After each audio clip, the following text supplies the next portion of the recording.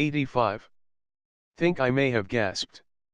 Then I felt fear, a hard, fearful wave of terror wash through me. What? I said, my voice cracking. I can see you're afraid. That's good. Be afraid, be very afraid. Oh, my God. I'm alone at 10 o'clock at night and a prank caller says he can see I'm afraid. I felt like being sick. Before I had to hear that prickly, nasty voice again, I pressed down the receiver.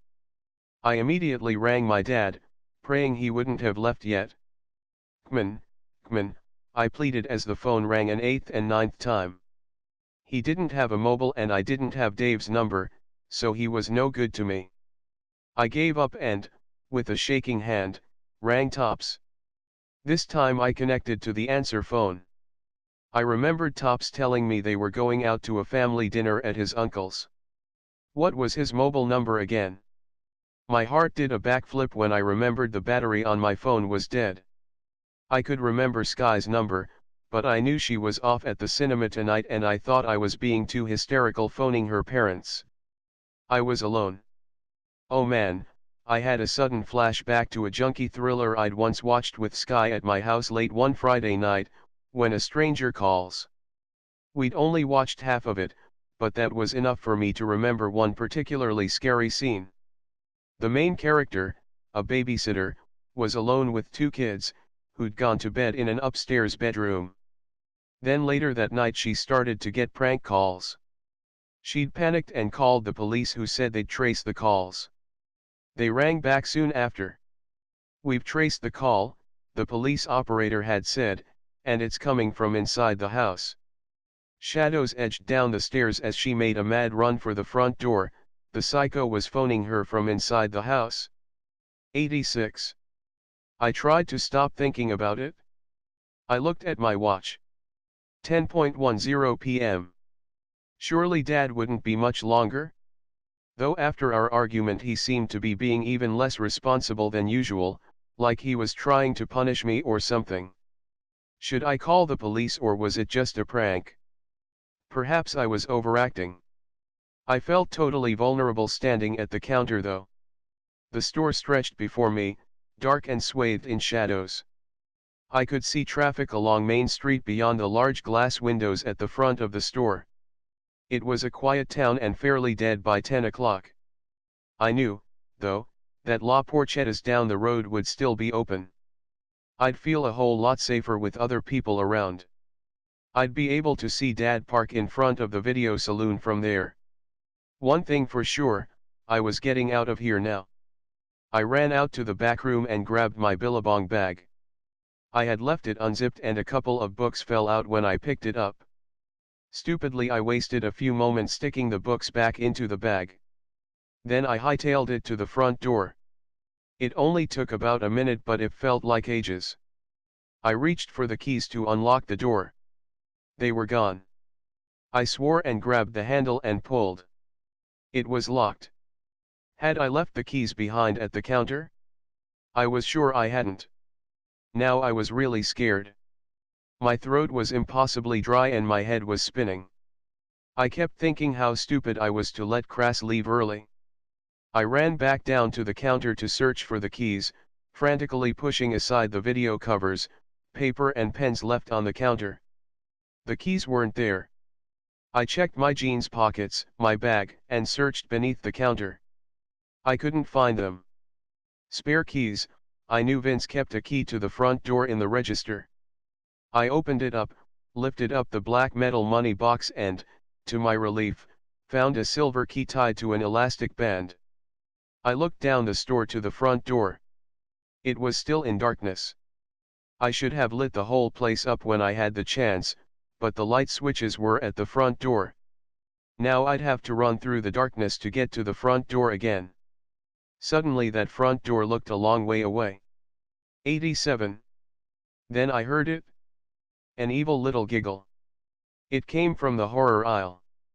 In the deathly silence of the store it sounded awful and loud.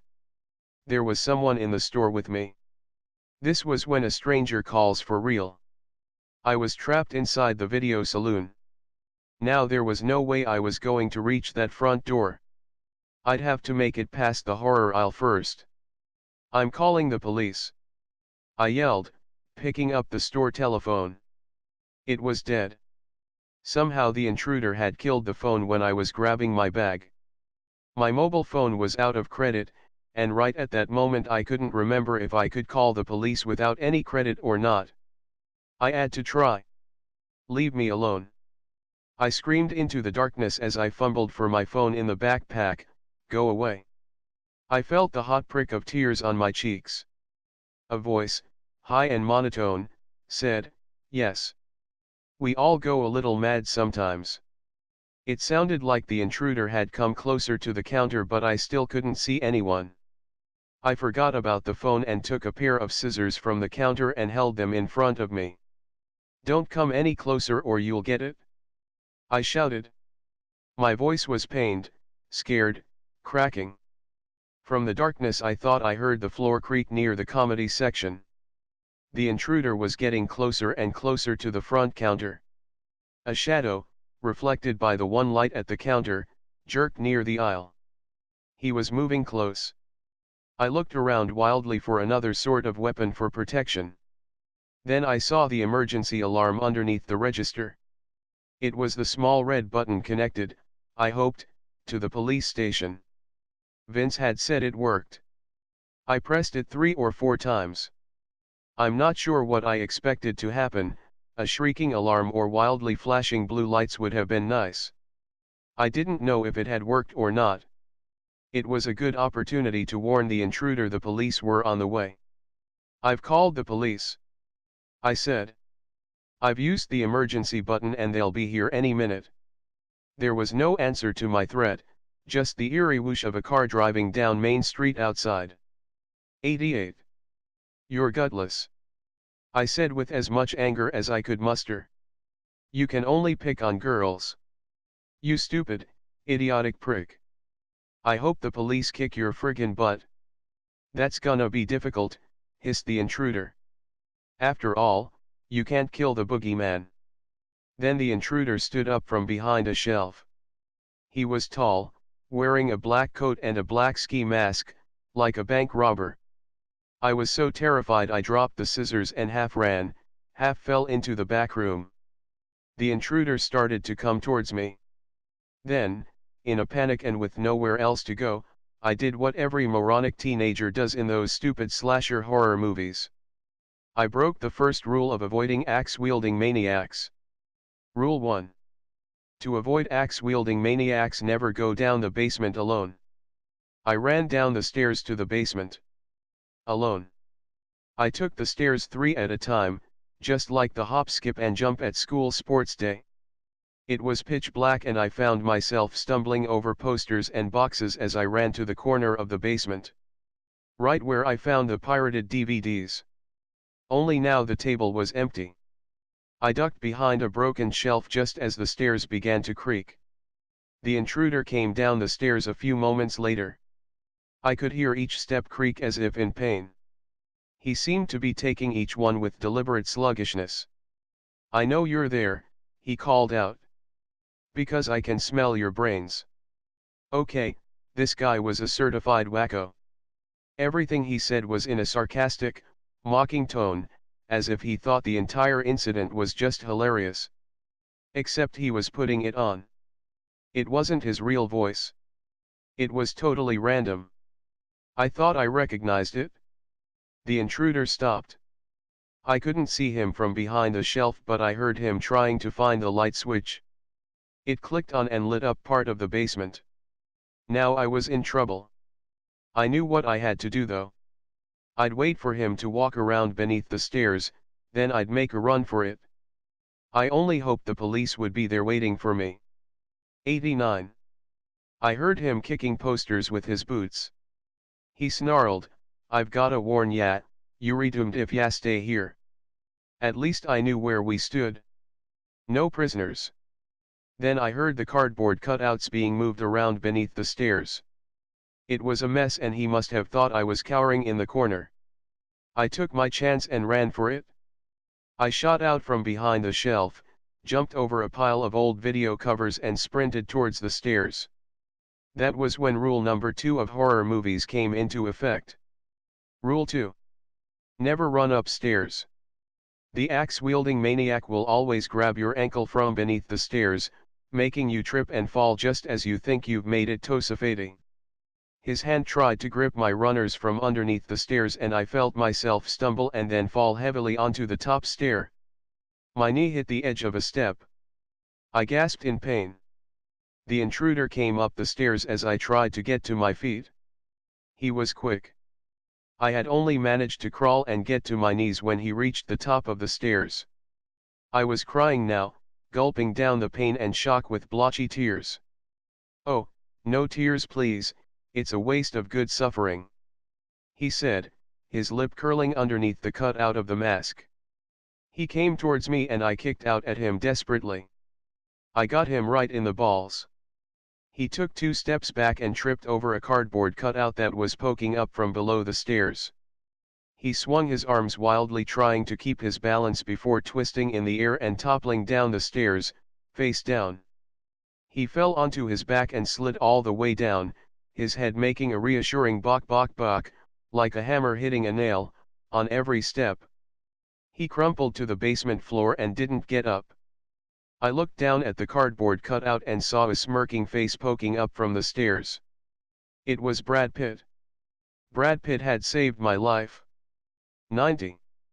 Despite my throbbing knee, I made it to the front door in record time. I took the spare key from my pocket, rammed it into the lock, opened the door and almost fell out of the store. I then half limped, half ran towards La Porchetta's. I stopped a second when I reached the road to rub my knee and wipe away the tears from my white, cold cheeks. I bent down and rubbed my knee hard, sniffing and breathing and feeling totally spaced out. From the darkness I felt a stiff hand grip my shoulder. I screamed, turned around and found myself in the arms of my father. "Sorry Stacey, the car broke down again and I had to walk." "It's not far," I tried to ring but there was no connection. Before he could finish I burst into tears. 91. Was off the planet for the rest of evening. Escaping from the clutches of a ski mask psycho will do that to you. If it wasn't for Brad Pitt I'd have been mincemeat. I remember Dad making me sit down at a bus stop as I cried. I pushed him down the stairs. "Who did you push down the stairs?" asked Dad. Who knows what he imagined happened, what with me in hysterics and running around the town in the dark. "The man in the mask." "A man in a mask? Who do you mean Stacey, what happened?" By the time I explained everything to him Dad was ready to go into the video saloon himself. "I'll punch that punk's lights out," he said. "No, he'll kill you," I cried, grabbing Dad. I'd become slightly unraveled by this stage. I felt like there was a great big ugly gargoyle loose inside my head, stomping around and smashing things up, making everything dizzy and awful. Because neither of us had a mobile phone that actually worked, Dad decided to go to La Porchetta's and call the police. They still hadn't turned up at the video saloon, so the emergency alarm mustn't have worked. When Dad came back he hugged me hard. "I'm so sorry for what I said in the car to you when you bought the shoes," he said. "I'm so stupid. Anything could have happened to you tonight. I'm so sorry Stacey, I'm so sorry. You'll be okay, I won't ever speak to you like that again." I let him hug me until a police car turned up about 5 minutes later. Both officers went to investigate the store as soon as Dad told them what had happened, but they returned shortly after. "It's locked, we can't get in," one of the officers said, a big guy with a crew cut. "We've rung someone to get down here and open it up. The perpetrator could still be inside. We don't want to break the glass just yet." "But I didn't lock it," I said. 92. "Do you have a key?" asked the other officer. I nodded and searched my pockets. I couldn't find it. "I must have dropped it or I could have left it in the lock," I said, "I can't remember." Crew cut looked at his partner, a man with a flat nose, like a boxer. "Could explain why it's locked." The perpetrator may have gotten themselves a key. Then they asked me a load of questions: what happened, what did the intruder do, what did he look like, how did he get in the store, and did he try and hurt me? I tried to answer them the best I could, standing outside in the cold and feeling my knee throbbing like an engine. What I'd like to know is why you were left there alone in the first place, said Dad. He wasn't happy that Vince left me alone to lock up. I told him it wasn't Vince's fault. I had agreed to lock up so Crass could go to a party. Flatnose said he'd contact Vince immediately about the break-in. There could be money stolen. Meanwhile, I'd better go home and rest my bruised knee. He'd call tomorrow if there were any developments or further questions. They took us back to the station to fill out a statement and told us they'd drive us home. Just as Crew Cut, or Officer Miller, as he introduced himself, was asking me more questions, Flatnose popped his head in and said, "Got in and checked the premises, no sign of a perpetrator. Doesn't seem to have taken anything, the till was unopened and untouched. I put out an APB and sent around a few cars to see if we can spot anyone." "He's going to have a nasty head wound," said Officer Miller. "He bashed his head all the way down the stairs," I said. "I thought it would have knocked him out." "I'll alert the boys, keep them up to date," said Flatnose. "So he'd got away. Pity. I wanted to know who the creep was. Then I wanted to kick him in the nuts again." On the way home, Dad said he didn't want me to work at the video saloon anymore. I think he was more freaked out than I was. I feebly protested about needing the 93 money, but he cut me off. "You're too young to be working in a store alone. Anything could have happened to you." "But Dad, I need a summer job." "I'll see what I can do at the hardware store," said Dad. Then he sighed. "Stacey, I've already lost your mother. I don't want to risk anything happening to you." So that was settled. Once my mother came into it, there was no turning back. Goodbye job. Dad didn't talk about Mum all that much. He thought about her, though. More than I did. When he sat in his chair staring at the TV, I knew he was reliving memories of their time together. He kept her inside his head, like a digital camera full of pics, looped over and over. I guess he'll never get over her. Vince phoned me up the next day and said he was angry about what happened. He kept on saying, "A terrible thing to happen to such a young girl," and then threatened to sack Crass. "I'll hang him up by his bloody ears." I wish he had sacked Crass. He deserved it. I hope a night out with Tony was worth what I went through. Even worse, I was going to have to unpack paint tins all summer because of her. Tops was totally sympathetic. He came over the next day and brought a large block of Cadbury fruit and nut chocolate, which we ate in front of the TV as we watched a cheesy talk show. "My girlfriend is pregnant, should I marry her? You decide." Tops suggested that counseling would be a good idea. He thinks I could end up suffering from post-traumatic stress disorder or something. "I'm not that excited about walking around in dark basements anymore, if that's what you mean," I said. "What about nightmares?" said Tops. "Or being afraid to be alone? What happened to you was the worst." "It was the stupid voice the creep used, saying these totally random things, like a psycho from the movies," I said. 94. "What did he look like?" "Black. All in black. And he wore a ski mask." Did he have a weapon?" "No. No, he didn't. I didn't see anything, no knife, nothing." "At least you gave him a good bruising," said Tops. That was true. I had told him about kicking the intruder down the stairs. Pity I didn't knock him right out. Now the police think there could be someone after me. "Are you for real?" "Who?" "I don't know. But having your own personal stalker isn't what I wanted for Christmas. Dad is even talking about leaving town and moving in with my aunt on the Gold Coast for a while. Tops said he and Sky would stay with me every day." They wouldn't let me out of his sight. Yeah, I'm sure Huffy would be real happy about us homeschooling ourselves. I'm serious, Stace, I'm gonna stay with you every day. Just bring me home any assignments from school. You don't need to babysit me. I'll be back at school soon enough.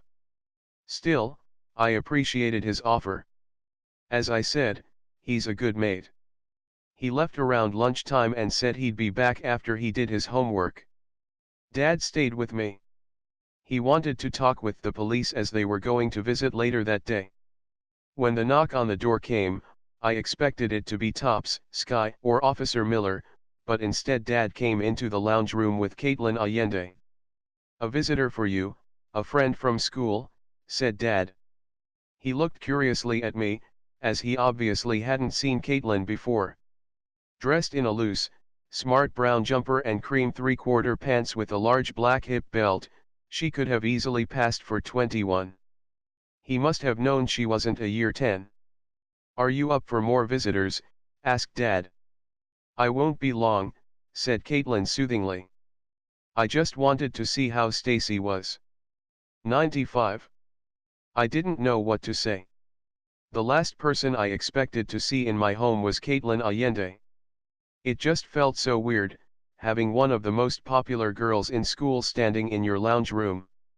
She'd only ever been a mythical figure you'd see on the occasional lunchtime surrounded by friends, laughing and flirting and looking beautiful. "Have a seat, I'll get you a drink," said Dad. Caitlin sat next to me on the sofa. "How are you going?" she said, playing with her blonde ponytail. She looked nervous. "You heard about it?" "Yeah, well, you know, from a friend. Don't really know how he found out." "Great. Good news travels fast. It must have been horrible." "Yeah, I still feel freaked." Caitlin stared at our old telly, thinking about something else. "When I saw you and your friend at school, you sort of hinted that something funny was going on at the store," she said, continuing to stare at the TV. The soccer was on. Someone had just scored a goal and the players were hugging each other in the middle of the pitch. "I reckon sport is the only time Aussie males hug. You know what's happening at the video saloon, don't you?" Caitlin asked. Where was she coming from? Did I really give a hint that something was up at the store? I defensively pushed myself up into the sofa, rearranged the pillows, scrunched up the foil from the chocolate wrapper. I didn't know how to answer. "I really need to know, Stacey. I warned you about those guys, at least I tried to, and I'm really sorry about what happened, but I've got to warn you about something else." There was a subtly commanding tone to her voice. Used to getting what she wanted. She wasn't threatening me or anything, but I felt I had to tell her. My mum used the same technique with her students, firm and assertive. On the other hand, I didn't want to just go and blab about what I knew or how involved I was. 96. I think there was some pirating going on in the store," I said. "I was just suspicious, that's all. It's not as if anything really did go on, or anything." Caitlin whistled under her breath. She looked deflated. "I thought so," she said. "Listen, Stacey, I'm going to tell you something. It's private. I don't want you going and blabbing this around the school, okay?" Again, the command. I nodded. "I don't know how much you were involved, but Crass is into pirating in a big way. And..." Caitlin hesitated, looking at me. "Seeing if I could be trusted. And I was involved." "What? How? You gave the packages to customers too?" I gasped, before I realized I'd just implicated myself. I can be so dumb sometimes. Caitlin folded her arms in attempt, I thought, to calm herself. She looked as if she was almost disappointed in me. "Stacey, have you told the police about this?" "No. They're coming around later today. I suppose I'll tell them then." "Why?" "Stacey, I want to tell you what happened to me before you do." I was only there 4 or 5 months when Crass came back from his trip to the gym, like he did every weekend. Big green gym bag. I added. Yeah. And it was that damn bag that spilled a whole load of DVDs over the floor one afternoon. Right in front of me. He'd told me he was going to the gym, but there wasn't any towels or socks in that bag. Just DVDs. At first I thought he'd gone and stolen a load of them from the store. But they were obviously pirated. I noticed straight away. So, his cover was blown. What could he say? He never went to the gym, I said, more for my benefit than Caitlin's. Figures. He was unfit, and definitely not toned at all. And how health conscious was he? Spent every break smoking and eating junk food. I should have known he was lying. No, he didn't, but he didn't tell me where he had gone. What he did do was offer me a bit of work in his business. He told me he imported DVDs, sold them to a few friends, made a bit of money. Nothing big. And I really didn't care. What's a few copies anyway? 97. So you helped him out? Like me? Yes. I needed the money, actually. Just 2 weeks before I'd done something really dumb. I was at Hamish Stewart's spa party, he's a university student at La Trobe now, and I drank a few more breezers than I should have. Jumped in the spa with my clothes on. And my mobile phone. I looked at her with a slight grin.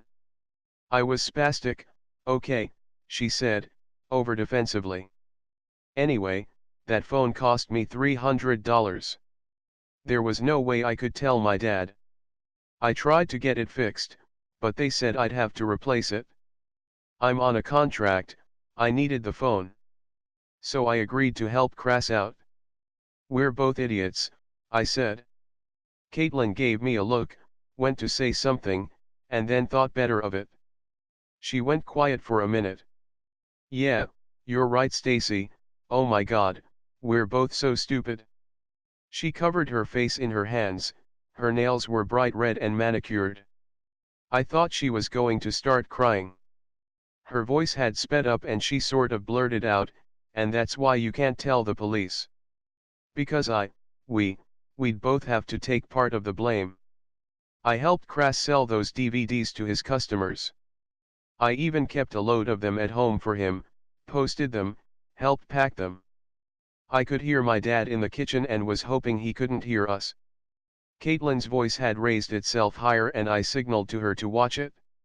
She lowered her voice again. That's why you can't tell the police.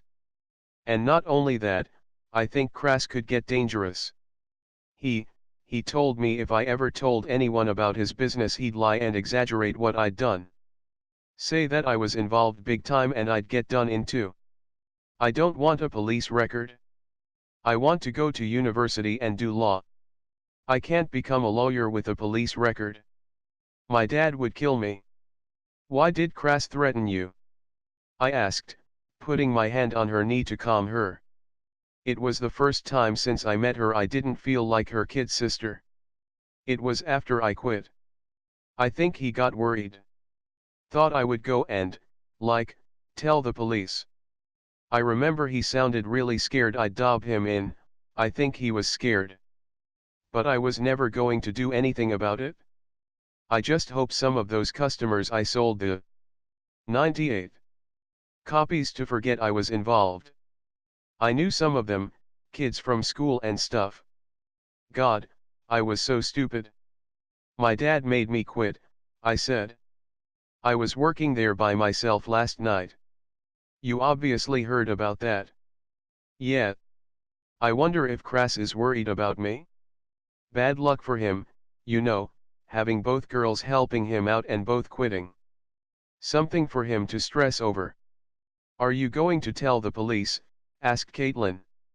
I could see in her eyes that's what she was really worried about, not what happened to me last night. Because Crass would take you down too. I know he would. I guess not, I said. After all, I was involved. It doesn't have anything to do with why I quit, it just be complicating things. I don't have to talk about it to the police. They're just interested in the intruder. Caitlin looked relieved. My dad came in and Caitlin told him she was going. I walked her to gate. Somehow I felt an affinity with her now, as if we were either victims or conspirators, both guilty of the same crime. My life felt all dark and dreary right at that moment, like everything had gone impossibly wrong. I stood by the gate in silence, watching Caitlin walk away. 99. Started to have nightmares. I kept dreaming I was in an old-fashioned English hedgerow maze with high, green walls being chased by a man in a frizzy-headed clown mask with a hideous grin and crazy red makeup, a bit like the Joker in Batman. I managed to escape each time only to race around a corner and continually come up against a dead end. The man would appear from behind and slowly remove his mask. The first time it happened he turned out to be Jim Carrey with a real goofy expression, just like in Ace Ventura. The next night it was Vince. I woke up heaving for breath. I stayed home from school all that week. I just couldn't face the thought of sitting in class and having everyone staring at me, whispering, "Did you hear what happened to Stacey? A stalker is after her." "Yeah, but you know what she did at the video saloon, pirating. That's what happens to you when you get mixed up in weird crap. It's karma. Man, what comes around, goes around. She deserved it?" Paranoid, yeah, and I must have had 100 of these little scenarios playing around in my head each day. I also spent a lot of time thinking, why would someone want to hurt me? Had the intruder waited for weeks to make his move until he knew I was alone? How did he get out of the store after I locked it? And there was virtually no time between the phone calls and the chase. With a chill I realized the intruder must have been calling when he was already inside the store. He must have been squatting down near the children's or horror section at the front of the store where I couldn't see him. In the shadows, sneering, laughing at me. Waiting for the lights to go out. It made me mad that someone could make me so scared, make me feel so vulnerable. How dare he? Nobody had the right to do that to anyone else. Dad took a week off even though I knew he couldn't afford it, he'd already taken up his sick leave months ago. Then Officer Miller visited to talk about the stalker. They didn't have any suspects and he wanted to know if I'd been hassled since. 100. I didn't tell him anything useful, although I was tempted. I kept hearing Caitlin's plea, "Don't tell the police." So I just went through the motions, retelling him about what happened that night, the phone calls, the chase, escaping. That was it. Any idea of who it was? No. Any previous anonymous calls or unwanted attention from customers? I thought of Eric, but how could I explain it? No, I said, nothing. I didn't have any idea who it could have been. A journalist from the local Rosedale Leader paper phoned, as well as a couple of kids from school, but apart from Sky and Tops I didn't really want to talk to anyone. By Thursday, however, I just wanted to get out of the house. I felt claustrophobic. Tops, who'd come around with Sky each day after school, brought over a cutting from the Herald Sun newspaper's Crime Stoppers page. The headline read, "Girl Terrorist in Video Store." It felt bizarre reading about myself. Police have requested information from the public after a store assistant was terrorized by a masked intruder on Saturday night. The 15-year-old girl was alone at the video saloon, in Melbourne's outer eastern suburb of Rosedale when the intruder entered the store around 10 p.m. After a brief struggle, the girl escaped from the store. The man is described as being around 185 cm tall and wearing a black jeans and black jumper. Crime Stoppers wants to hear from any member of the public who may have seen a man acting suspiciously around the video store on Main Street, Rosedale, around 10 p.m. that night. How cool is that, Stace? You're in the newspaper, said Tops, pinning the article on my little cork notice board above my bed. 101. Yeah, but I'd rather not be on the Crime Stoppers page along with a bunch of graffiti artists from Noble Park and a serial bank robber, I said, scanning the rest of the page. How are you feeling? Tops dumped himself next to me on the bed.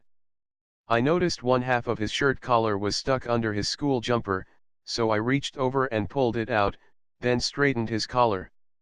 Better. Sick of being in the house now. Might go for a walk if you want to come, I said, folding the collar neatly along the seam. There, that looks better. You were probably wearing that collar crooked all day. Yeah, thanks Mom, said Tops.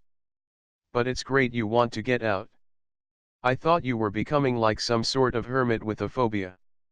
You know the ones, they get hives every time they leave their house. Well, I was chased around the store by a ski-masked maniac. I think I deserve a little understanding, I said testily. I didn't like the insinuation that staying inside all week somehow indicated I had become a bit mental. Truthfully, I was getting worried myself in case that was exactly what was happening to me. It was like that kid from year 11 at school who was beaten up by a group of older guys at a party after an argument over beer. He had had his nose and a rib broken. Apparently he was so traumatized he refused to go to school anymore. His mum had to homeschool him for the rest of the year and he spent the weekends in his room on the internet and eating peanut butter sandwiches on white bread for dinner. Or at least that was the story. Sorry Stacey, it's not as if I wouldn't have done the same. It's just that I was worried about you, said Tops, placing his hand on my knee to placate me. I didn't want to have to be slipping messages under your bedroom door in a year's time. I stood up and laughed. Yeah, I could become like Howard Hughes. I could grow my hair to my knees and my fingernails would be so long, they'd be curled like a roll-up. You could use them as a tape measure. Gross. 102. Howard Hughes was a very, very strange American billionaire who had gone off his head and become a recluse, lying in bed for 20 years in hotel rooms in the dark. He had a phobia about germs and used to wear Kleenex tissue boxes on his feet. Tops had read about him on Wikipedia.com for an English project and then passed the article on to me. Then we'd watched Leonardo DiCaprio in The Aviator, the film about his life, but we were both disappointed the tissue boxes and long fingernails hadn't featured prominently. I sighed. Tops, we may as well get this over and done with so I can get it out of my system. Kman, let's go for a walk. I'm sick of being inside. Dad was sitting in the lounge room working through a pile of bills with a worried look on his face. I knew we hadn't paid the phone or gas bills on time, and looked up, surprised to see me heading to the door. I'm going for a walk, get some fresh air, I told him. You'll be right. I'll be right. We walked towards the park where Eric had freaked me out. As we got there I had a sudden urge, as bad as having to go to the toilet on a cold winter's morning, and I just couldn't keep it in anymore. I had to tell Tops everything that had happened. Tops, you know those pirated DVDs from the basement? Yeah. Well, I sort of helped Crass sell them. And that was it. Everything came out. Every dirty, steamy bit of it, the offer made by Crass, selling the packages, sleazy Eric, refusing to help Crass out anymore, the green bag full of DVDs, and, though I regretted it immediately, honoring Caitlin's request not to tell the police anything. Tops took it all in. He was quiet for a moment, which is unusual for Tops. I hoped he wouldn't go all mad at me for helping to sell the DVDs. I couldn't face that. Firstly, man, I can't believe you'd get in on something like that. But anyway, it's over. You've done it, no use getting mad at you. But you know, though, that there's a 103 load of things that don't add up here. There's some sort of connection between Crass asking both you and Caitlin to help him out. Why would he want to do that? It's not as if you were both vital to the business, you just handed out packages to customers. So what? He could have done that himself. Why'd he want to risk you guys going to the police? Why did he ask you to help? Caitlin found out what he was up to when a whole lot of pirated discs spilled from his green bag when he came back from the gym. He was sort of stuck then, I guess. If he got her involved, she wouldn't go and tell the police. Yeah, so why did he ask you to help him then? He knew I needed the money. But I reckon he knew about the stash in the basement. Yeah. That's got to be it. But how did he know? Tops was really getting into this. There was no stopping him. It was like living a real-life Alex Rider teen spy adventure. I overheard Crass and that guy who was in the store with you and I when I found the first DVD, I said. The guy was asking if Crass had got me to agree to help out with the business, and then Crass thanked him for the tip-off. What a bastard. He went and told Crass. Damn. So if he'd told Crass, then Crass would have figured out I'd busted his stash. So if he gets me involved, it'd be just like Caitlin, you wouldn't have any reason to dob him in anymore because you'd get in trouble with the cops as well, Tops said, finishing my sentence for me. It was starting to make sense, in a vague sort of way. What I think is really weird is how Caitlin knew what happened with the stalker Saturday night, said Tops, sensing I was warming up to the mystery. She comes around the next day to ask you not to squeal, but how did she know what happened? Perhaps it was on the radio or something. 104. No one at school knew about it until the article came out in the Herald Sun. I did tell Sky and a few others, and you know how fast Sky spreads gossip. But Sunday afternoon? I wouldn't have known if you hadn't called me. She didn't tell me how she knew, come to think about it, but she seemed to know exactly what had happened. Not just about the intruder, but about the pirating. Probably because she was so involved herself. That's weird as she came around though. I don't feel real sorry for her, that's for sure. And to think I was in love, Tops laughed and looked like he was about to continue with the joke when he suddenly stopped, his mouth went taut and he stared into the distance. Oh man, speak of the little red devil, he said, pointing to the other side of the park. Walking down the footpath, his big heavy green bag over his shoulder, listening to a pair of headphones, was Crass. He hadn't seen us. I can't explain why, but I immediately felt dizzy and wanted to run back home. Come on Tops, let's go, I don't want him to see me, I said with an icy fear in my voice. You head back, Stace, I'll see you later. Where are you going? He's got his little green bag. I'm going to follow him. No way Tops. Don't be stupid. I'll be back in a minute. I want to know where he's going with the bag. No. But Tops was already jogging away from me though the park. 105. Waited and waited for Tops to come back. It was awful. I listened to music, I pretended to watch TV with Dad, I flicked through an Empire movie magazine. All the time I was waiting for the doorbell to ring. 15 minutes, 20 minutes, half an hour went by. Nothing. Tops is so stupid. Why did he want to go after Crass? What was the point? Already my instinct was to just forget about the whole thing and go back to my very boring life, that's my normal reaction. It happened, deal with it and move on. It served me well with Mum. That's why I handle it better than Dad has. He has never forgotten. Still dwelling in the misty world of some past life, when we were a happy family on holidays in Lake's Entrance or sitting around playing the game of life or eating tuna casserole as we laughed about some of the ratbag kids Mum taught. If it was up to me I'd be back at school Monday and never bother with the video saloon again. In a few years all that would remain would be the mudded memories of a few months of stupid decisions and a really bad ending. I just hoped I'd be okay being alone in dark buildings again. I don't think I'd take the night shift in a morgue, that's for sure.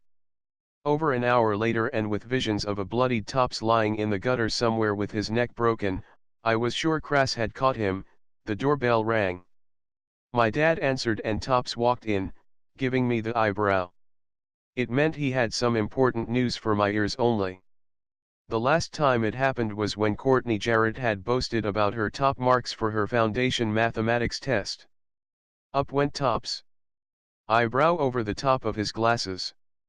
I bent over and he whispered Courtney had the answers and formulas written on a piece of paper stuck up her jumper sleeve. He'd seen her cheat. We walked to my room as casually as we could. Dad watched us go. I still don't think he thought it normal one of my best friends was a guy and it was all purely platonic. 106. At least from my end. I think he had images of Tops trying to get his hand up my top as we lay on my bed. So? I asked as I turned on the radio. Well, I followed him.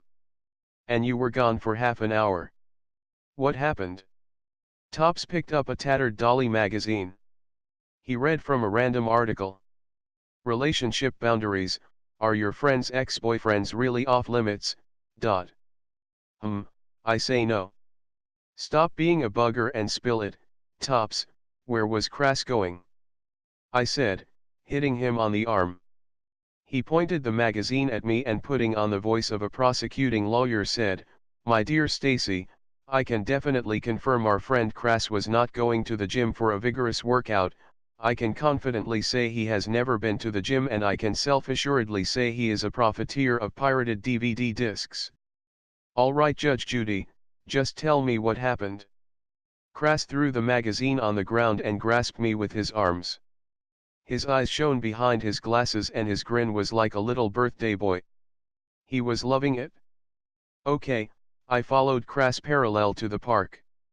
I knew where he was going, down past the park and primary school towards the ghetto flats. The ghetto flats were a block of 30 or 40 gray, depressing flats inhabited by lonely men and single mothers. Dad called it the incubator because the single mothers who lived there seemed to pop babies out of nowhere. There were always kids riding old bikes or kicking a footy on the street out the front. It was as far away from Melrose Hill and Tops' house as you could get. There's a stripped Holden Commodore sitting by the footpath like a beached whale. It'd been there years. It seemed to sum up the place. I often had a feeling of dread Dad and I would end up living there soon enough. We didn't live far from the flats. So I see Crass go into the ghetto flats. I hightail it behind some of the cars parked out the front. I see him walking up the stairs to the flats on the first floor. He walks along. 107. The landing to flat 5. Knocks on the door and goes in. But I didn't get a good look at who answered the door. So I thought I'd hang around until he came out. Didn't anyone notice you? A couple of kids sharing a skateboard and a guy in work overalls. He gave me a greasy. But he drove off and the kids ignored me. 15 minutes later the door of the flat opened and Crass walked out with that green gym bag. And it was full. I noticed when I followed him it was empty, when he came out it looked pretty heavy. Are you sure? Yep. It was definitely empty when he went into the flat. When he walked out he was struggling with it. He steps out of the doorway and I get a good look at who he has gone to see. Who? The one and only Mr. Horror Movie Connoisseur and the Video Saloon's #1 customer himself. No way. Robert Kepler. Yep. Positive. Tops had seen Robert a couple of times in the store before. Once, when Robert was going on about the differences between Japanese and American horror remakes to me, Tops walked in and started pulling faces behind his back. I almost died. After he'd left, I told Tops who it was. Tops was chuffed to actually see the legendary Robert in the flesh after I'd whinged about him so much at school. Robert? Man, this is freaky, I said. Crass must have taken off to Robert's house when we ran out at lunch times. But why? Robert must have something to do with the pirated DVDs, said Tops. Maybe he stores the copies in his flat. Or he copies them for Crass. Crass then picks them up at lunchtime. Crass went out almost every day I was at work, I said.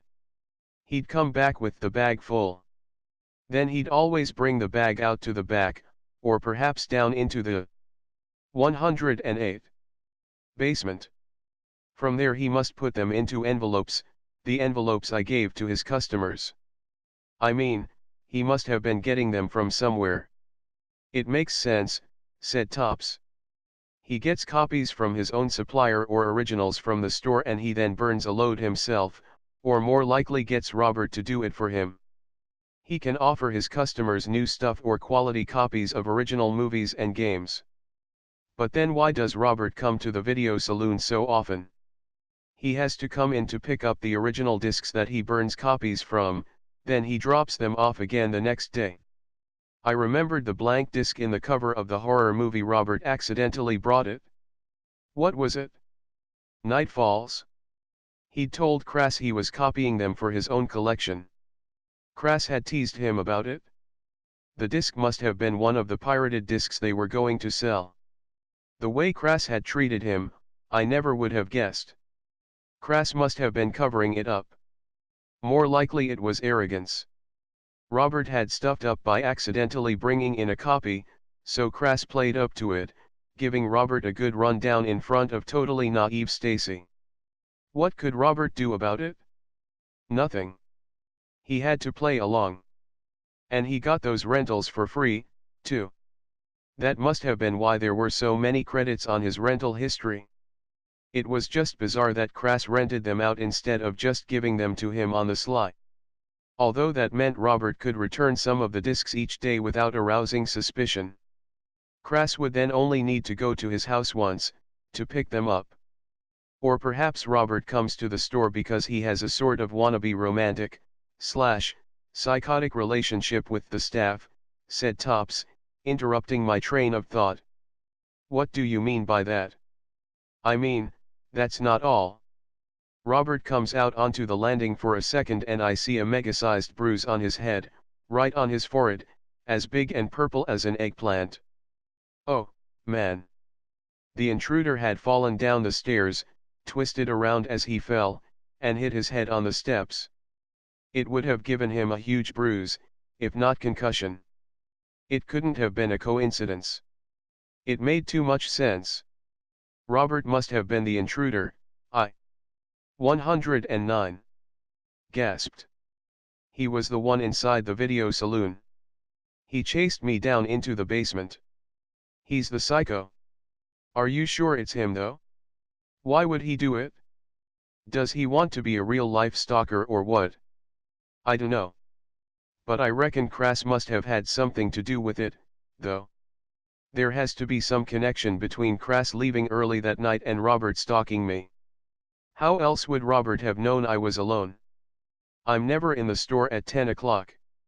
Tops shook his head. Why would Crass want Robert to scare you half to death?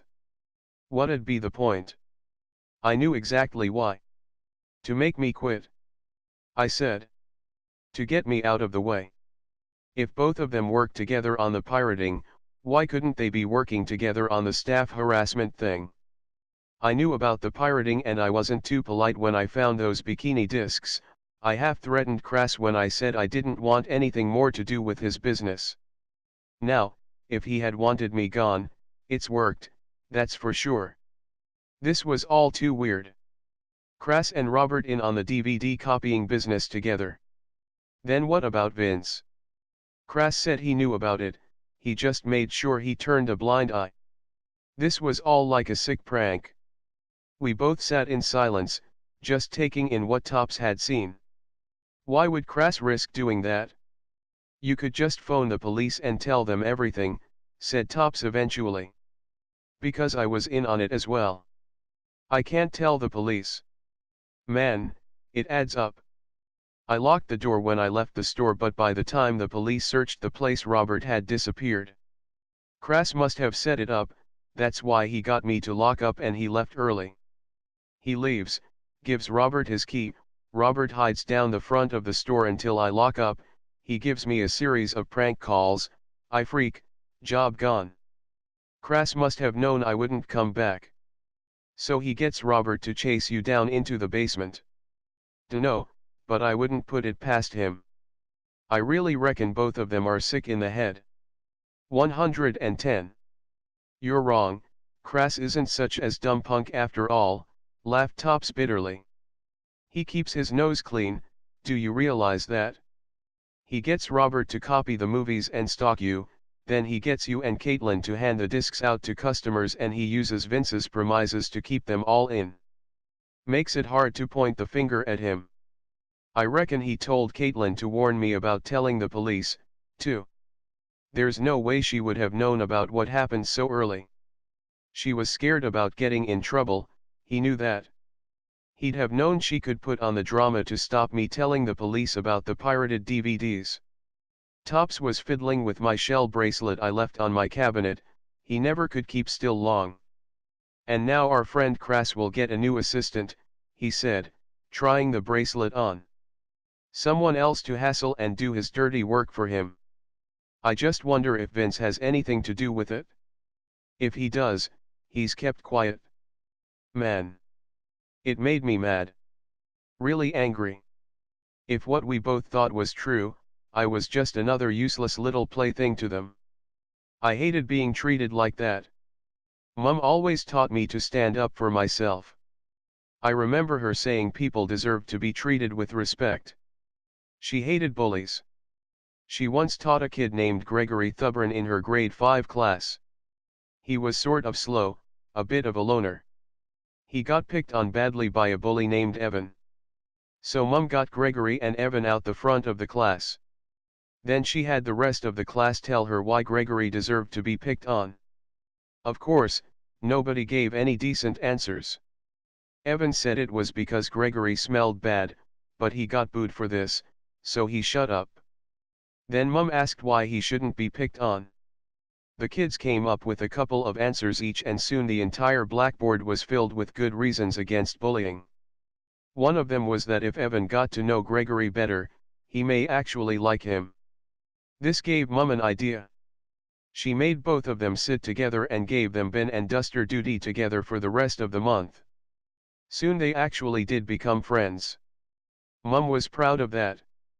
Well, there was no way I was going to become friends with Crass and Robert. I'd tried being friendly.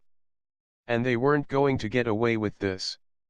I was just a dumb 111 chick who had been treated like a piece of kids' Play-Doh. Molded, squeezed, and thrown out. As tempted as I was just to let it all slide, I had a burning desire to get back at Crass. I knew Tops would be in on it too. Tops, I said. I reckon it's time to get even. Tops broke into a grin. Cool idea, but how? I reached into my pocket and brought out the store key I had accidentally taken with me the night Robert had spooked me. I'd found it a few days ago, wedged into the money pocket of my jeans. This could come in handy, I said with a wicked grin. The store key. You can get into the video saloon. Yep. And you know the alarm code. 1-2-4-8. Easy. Every number doubled. Vince never changes it. You're not serious, are you though, Stacey? It's illegal. We'd be breaking and entering. I was getting excited now. It's usually Tops jumping up and down when we're working on a drama play about Viking raids for a history assignment or playing a console game and we get to the 12th and final level, and me trying to calm him down. Not this time though. I could feel the adrenaline starting to pump like I'd never felt it before. I reckon Crass'll keep his DVDs in the store basement next week. He works Monday and Tuesday by himself, it's the perfect time to keep copies in the store. He brings them back, sorts them out, puts them in envelopes, bags them up and distributes them the next day. Easy. There's nobody there to bother him. We've just got to get to the pile of DVDs first. Yeah, but you're not really serious about breaking in, are you? I was pumped. We get a bunch of samples, including those smutty DVDs, we bag them up and send them express to Detective Rooks. Write him a short explanation note. He investigates, Crass gets done, hopefully with Vince and Robert Kepler along the way. 112. Yeah, good thinking Stacey, but you're not really serious about breaking in, said Tops again, adjusting his glasses and biting down on his bottom lip. The only problem is Crass will be mightily angry if he discovers what I've done. It just means we have to compose our letter to the detective very carefully. Here Tops, grab a pen, let's write a draft. Then we've got to organize how to get down to the store next week, it has to be past midnight. And we've got to get in and out fast. Tops looked at the pen and paper I'd shoved at him, looked up at me holding the store key and saw the manic glint in my eye. You are serious, aren't you? He groaned. 113. Was so anxious and overexcited about the plan I guess I forgot to be surprised when Dad asked if Sky and I wanted to go to Skate City Monday night with him. I mean, I don't know what was more shocking, Dad wanting to take me somewhere, Dad actually paying for me and Stacey to go somewhere, or going out on a Monday night with school the next day. Okay, Skate City wouldn't have been my first pick, perhaps a night of musical theater in Melbourne or my first big concert or something, but it was still a surprise. I just feel we should get out a bit more, Dad said to me when he told me. Skate City is a pretty good place to start. Really? And you're going to go skating as well? I was a bit incredulous. I mean, the last time Dad took me to Skate City was with Mum for Stacey's 11th birthday. She pretty much has her birthday at Skate City every year, but Dad hasn't been since then. Why? You think your old man can't handle a pair of inline skates? Dad laughed. I somehow doubt it, I said. Even if you were a roller skating king a few centuries ago. You better believe it.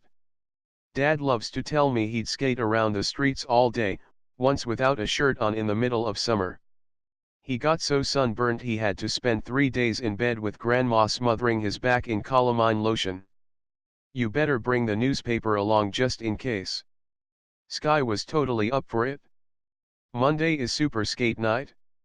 They play 90s hits and there's like a great crowd there, she squealed over the phone. And it's half price. Half price. I bet Dad did a bit of research into that one. He would have done anything to avoid paying full price for all three of us. I've been thinking, really we should go out once a week together, Dad said as we drove to Sky's house. Just you and me. Really? I said. I mean, go out with your dad on a sort of date? Sounded a bit weird. 115. Nothing spectacular, said Dad. I mean, just to a McDonald's even, you know. And you can bring Sky or even Tops. Even once a fortnight, you know, he started to fumble a bit. It was obviously a big deal for him. It had been that long since he'd taken such an interest in our relationship. I guess I thought he'd always remain this distant, lost sort of guy I bumped into before and after school, someone I wouldn't have too much to say to anymore. Even someone I'd never feel totally comfortable with again. Sure Dad, that sounds cool, I said before he got his tongue totally in a twist. He seemed relieved I'd cut in. We could go to the cinema and stuff. Sky can get us free tickets. I'd like that, he said. It'll be the first date I've been on for years. Yeah, settle down Dad. I laughed. Sky was totally up for Skate City. She even brought her own inline skates along. Seriously, she thinks the place is like the capital of awesomeness in the outer eastern suburbs. I was dragged along every now and then, and I guess I didn't mind it. Tops and his mates never went, and I hadn't been since starting work at the video saloon. When we were in the car Sky asked me to do a quiz. She'd obviously been reading about it on the internet just before we picked her up, as she couldn't help herself. As soon as she said hi to Dad, she asked me 5 questions straight away. Okay Stacey, you've got to try this. First, just tell me your favorite animal and what you like most about that animal. What? My favorite animal has always been the meerkat because I love the way they work together and always look out for each other. And they're cute. Sky seemed to be memorizing what I'd said. Got it, she said. Now, name a really cute guy from year 10 at school. Does it have to be from school? Yes. Okay, let's try, Ryan Dowling from 10C. He's got a nice smile. Wow. Yeah, you're right, said Stacey. Now, what is your favorite dessert and describe why you like it? That's easy, said Dad. It's apricot Danish with vanilla ice cream. Definitely, I laughed. Because it is nice and crusty, but really sweet too. Okay, last question. Describe the ocean. 116. The ocean, it's pretty scary because you can't see what's underneath you, but it's something you can't wait to dive into anyway. You just hope there's no creepy crawl eyes waiting to bite your toes. But I love the ocean cause I've got good memories of it. I saw Dad slowly nod in acknowledgement when I said that. Sky clapped her hands. Okay, this is how it goes. I've changed the questions and used your answers for the new questions. The first is, how would you describe yourself? The answer you gave is that you love working together with others and you look out for them too. And you think you're cute. She's right, Stacey is cute, laughed Dad. As if, I replied, secretly chuffed. For the second question, you have a major crush on Ryan Dowling. Why? Because he is nice and crusty, but really sweet too. Crusty? Sure you're not talking about me, said Dad. No, I said sweet, I said, but you're right about the crusty bit. Dad pretended to whack me. Finally, said Sky, what is your attitude towards life? You said you love life even though it's pretty scary because you can't see what's underneath you, but it's something you can't wait to dive into anyway. You just hope there's no creepy crawl eyes waiting to bite your toes. But you love life because you've got good memories of it? I was quiet for a moment as I thought about that answer. Even though the other questions were stupid, that last one was pretty cool, I said. Yeah, it's a psychological test, said Sky. Did I love life? I guess so. It could be pretty scary sometimes and I learned firsthand there definitely were creepy crawl eyes waiting to take a bite of me. But I did have good memories of life, especially with Mum and Dad together. I just hope those memories wouldn't fade and be replaced with nightmare stuff like the past few months. Maybe you're gonna be a psychologist, Sky, said Dad. Nah, you need to be smart for that. I'd like to be a school counselor or something though, replied Sky. You'd be good at that, for sure, I said. Or perhaps you could be a professional roller skater. Wait till Dad sees your moves. He'll be impressed. 117. I think Dad regretted taking us the minute we walked into the place and Hanson was thundering out this sugary pop classic called Bop that Sky immediately started singing along with as loudly as she could. A mirror ball shot traffic lights of color across the skating rink, the ice machine looked like it was ready to blow and everyone was shouting and laughing trying to do barrel rolls and grapevine tricks. Dad looked a bit shell-shocked. I think I'll have a Coke and take a look at the paper, he said to us. You both have a good time.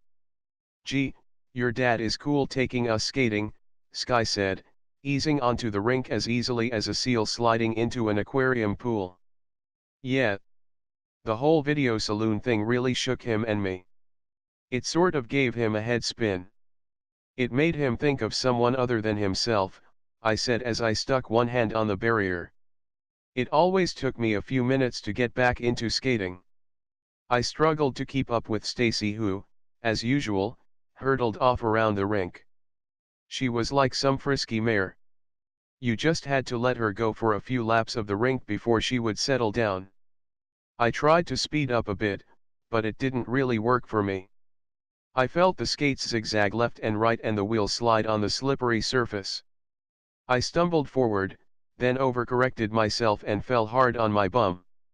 A hand reached down to help me up. It was, of all people, Ryan Dowling.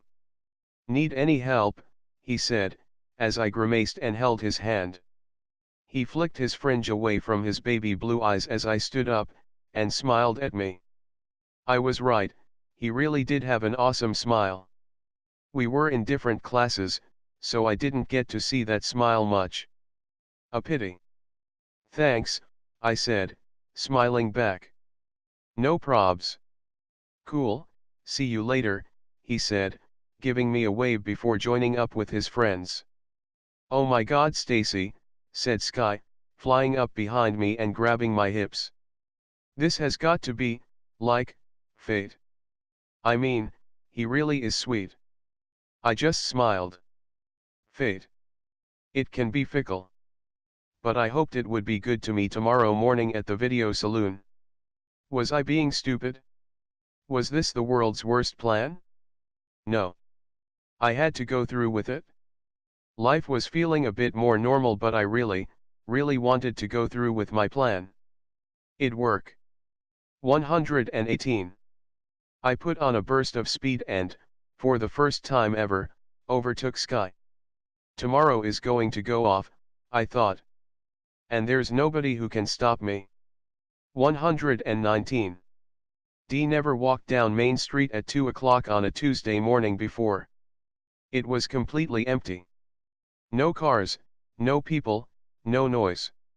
Just the dim humming of the street lights. It was cold too.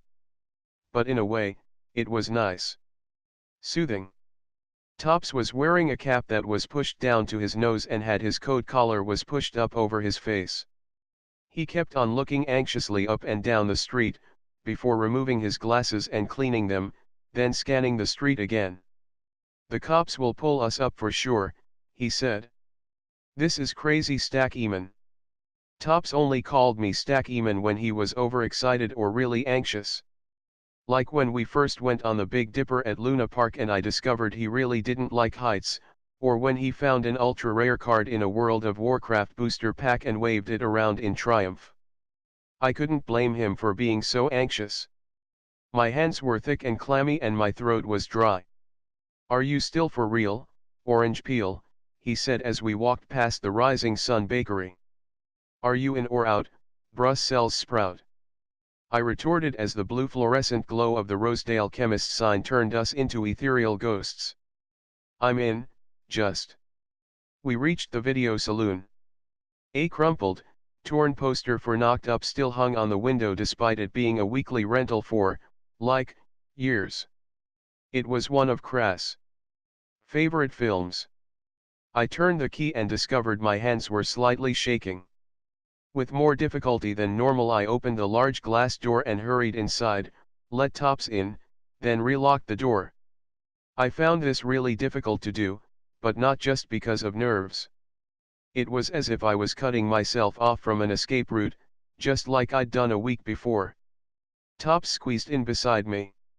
He turned on his small headlamp, which was stretched over his head with elastic webbing. I hadn't even thought of bringing a torch. It was a good idea. Probably not a good thing to turn on the store lights when you're breaking and entering. I flicked open the small alarm system box and quickly keyed in the code, 1-2-4, then forgot the last digit. My brain froze. 120. What's going on? Asked Tops as the alarm gave off 3 indignant beeps. It made me even more nervous. I can't remember the last digit, I said. What? Just double the previous number. 4, double it, 8. Push 8. I pushed the number and then OK. The alarm gave 3 sharp beeps, but it didn't die. What's happened? Said Tops. We were both staring at the activation on light that should have now turned off. Oh God, I dunno, I must have messed it up, I said. I keyed in the numbers again as carefully as I could. 1-2-4-8. Then I pushed OK. Again the alarm refused to die. It gave off 3 defiant, belligerent beeps. Vince must have changed the alarm code. I said. He never changes the code. Are you sure you're right? Said Tops. We've only got one more try. It'll blow if we get this wrong. He's changed the code, or perhaps Crass did, I said as the alarm continued beeping hysterically. I only had a few seconds to enter the code again. As I did, I told Tops to open the door so we could get ready to run for it. Then I finished the code entry. For a second I thought we'd done it. The alarm died, but before I could even sigh in relief it erupted in an ear-piercing squeal. A blue siren above the door, I'd never even noticed it before, spun like an old-fashioned police car. "Run for it," yelled Tops. I almost tore the door of its hinges as I tried to unlock it. Once we were outside I locked it again. Tops was already halfway down Main Street before I had turned the key. He waited impatiently before I caught up with him. Breathlessly, with Tops 5 steps ahead, we sprinted for the park and home. Thankfully not one car passed us on the street as we wheeled past the estate agents and made it to the park. I've never run so fast in my life. My legs felt like they were running on air. I could have run all the way to Lake's entrance the way I was going. "What were you doing?" Tops said as we rested at the children's playground. I could still hear the alarm like a cat's wail. "Locking the door," I said, my hands on my knees, my bum resting on the kid's slide. That way it wouldn't look like anyone had broken in. 121. "Man, we got the code wrong," said Tops wiping his brow. "That's the end of that brilliant plan. Vince has changed it for sure. Damn, it was such a good idea too. I'm sure those DVDs are inside as well." Tops took off his glasses to clean them for the 10th time that night. "Well, there's other things we could do. We could forget about it, that's the first option. Would have agreed with you a few days ago. Now." "No way," I said. "I want a bit of payback here." "What's next?" We both started walking home, keeping to the path and on the lookout for the police. The alarm died. Someone must have turned it off. "We could sneak into the store during the day," said Tops. "You know where the box is kept. I could divert Crass' attention, and you could sneak down to the cellar and take some photos. We're not ninja, Tops. As soon as he sees me he'll be suspicious. And what if he caught me?" "No, it wouldn't work. Too much of a risk. And breaking and entering isn't?" "Well, an anonymous telephone call to Detective Rooks then," said Tops. I shrugged my shoulders. "We probably could do that, though that'd make me feel like a primary school dauber. It'd have been nice to have included the bonus DVDs with it. Good, hard evidence, and I'd feel like I'd actually done something. This was a stupid idea anyway. Let's just forget about it." I was suddenly feeling dejected. What did I think I was going to do? Walk into the store and find all the DVDs just waiting for me? Gung-ho wasn't my style. This proved it. "Hey, Stacey, don't give up yet," said Tops as we reached my house. "I've got one more idea if you really want to get your hands on those DVDs. We can still get the code for the store. I'll explain it at school." "When are you coming back?" I sighed. "I'll be there Thursday. I need a sleep in tomorrow. Asterisk asterisk asterisk." I did, as it turned out, return to school on Thursday. Dad wasn't so sure, but I convinced him I felt fine. I was over it. 122. Everyone wanted to know what had happened. I was sick of talking about it. I must have answered the same questions 100 times. Did you totally freak out? Did the dude have a knife? Have the cops caught him? Is he still after you or what? Kids I didn't even know stared at me in the hallways. I was pointed out and gawked at all day. 2-year 11 boys hummed the theme from Psycho when I passed them in the canteen. I felt like giving them the finger. Creeps. Even the teachers weren't sure how to treat me. It was all, "How are you coping, Stacey, and if you need another week on your project, that's fine, Stacey." Tops kept quiet. He and Sky shadowed me protectively around the school, as if they were bodyguards. He sounded out a few students who asked too many questions or stared for too long. It was kinda sweet. That afternoon I spent some time with the school counselor, on instructions from both Dad and Huffy. It would help me cope better at school, apparently. I spoke with the counselor, a woman with a crooked nose and large eyes named Miss Tonkin who drove a pink VW Polo and ate lima beans for lunch, but she was cool. I talked to her non-stop for an hour. Let go of a lot of crap and felt better when I left her. She wanted to keep telling me nothing that happened was my fault, that I was the victim here, if only she knew the true story. I was almost tempted to tell her exactly what I had done, but I didn't. Funnily enough, I got a sort of supporter base going, especially amongst the girls. Caitlin passed me that afternoon and gave me a quick, urgent smile, but never said anything. I wasn't sure if I was supposed to be mad at her or not. It sort of felt she had been on Crass' side. I was tempted to confront her, but I didn't. Not yet. Tops grabbed me on the way home. "Something to show you," he said. When we reached the plaza he took a small box out of his school bag. "What is it?" I asked. I was feeling tired now and had bought a can of Pepsi to try and wake myself up. It'd been a big day. "A mini wireless spy camera," said Tops. He showed me the camera. It was incredibly small, about the size of a 10-cent coin. The lens was about the size of a pinhead. It was connected to a 9-volt battery. An antenna a quarter the size of a straw stuck out of the head of the camera. "Where'd you get it?" I asked, holding the camera between two fingers. It was featherweight. I still wasn't sure what he planned to do with it. 123. My uncle. He imports security and surveillance equipment. Gave a bunch of samples to Dad a while back. I play around with this one sometimes. It's about $500 worth. I rigged it up in the living room once, hooked it into my TV and watched my sister pick her nose all the way through an episode of SpongeBob SquarePants. It's amazing. It transmits to a receiver, which you hook into a TV or video, or you can connect it with a USB connection to a laptop. The range is good, it goes straight through a couple of walls for 100 meters or so, and it's got a good picture too, color with audio. It's clear.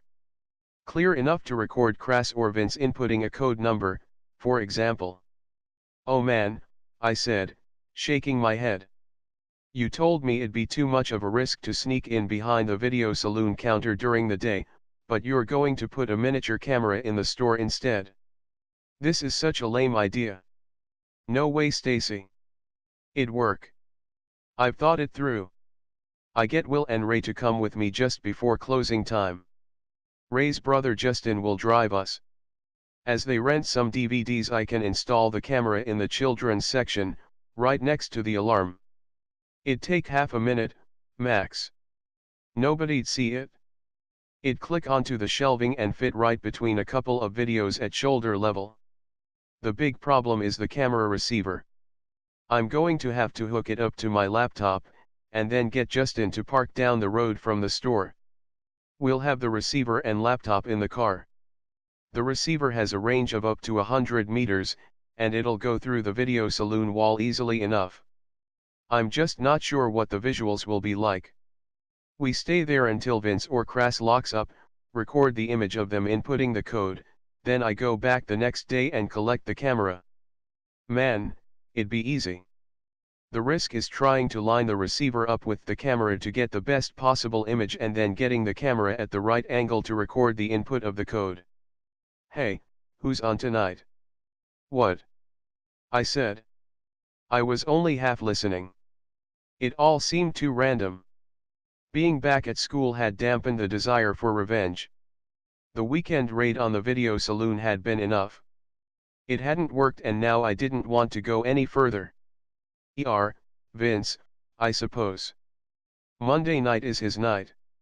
And is Vince left or right-handed? What, right, I guess. Why? 124. If he's right-handed he'll stand slightly to the left of the alarm system, meaning I'll have to install the camera closer to the door.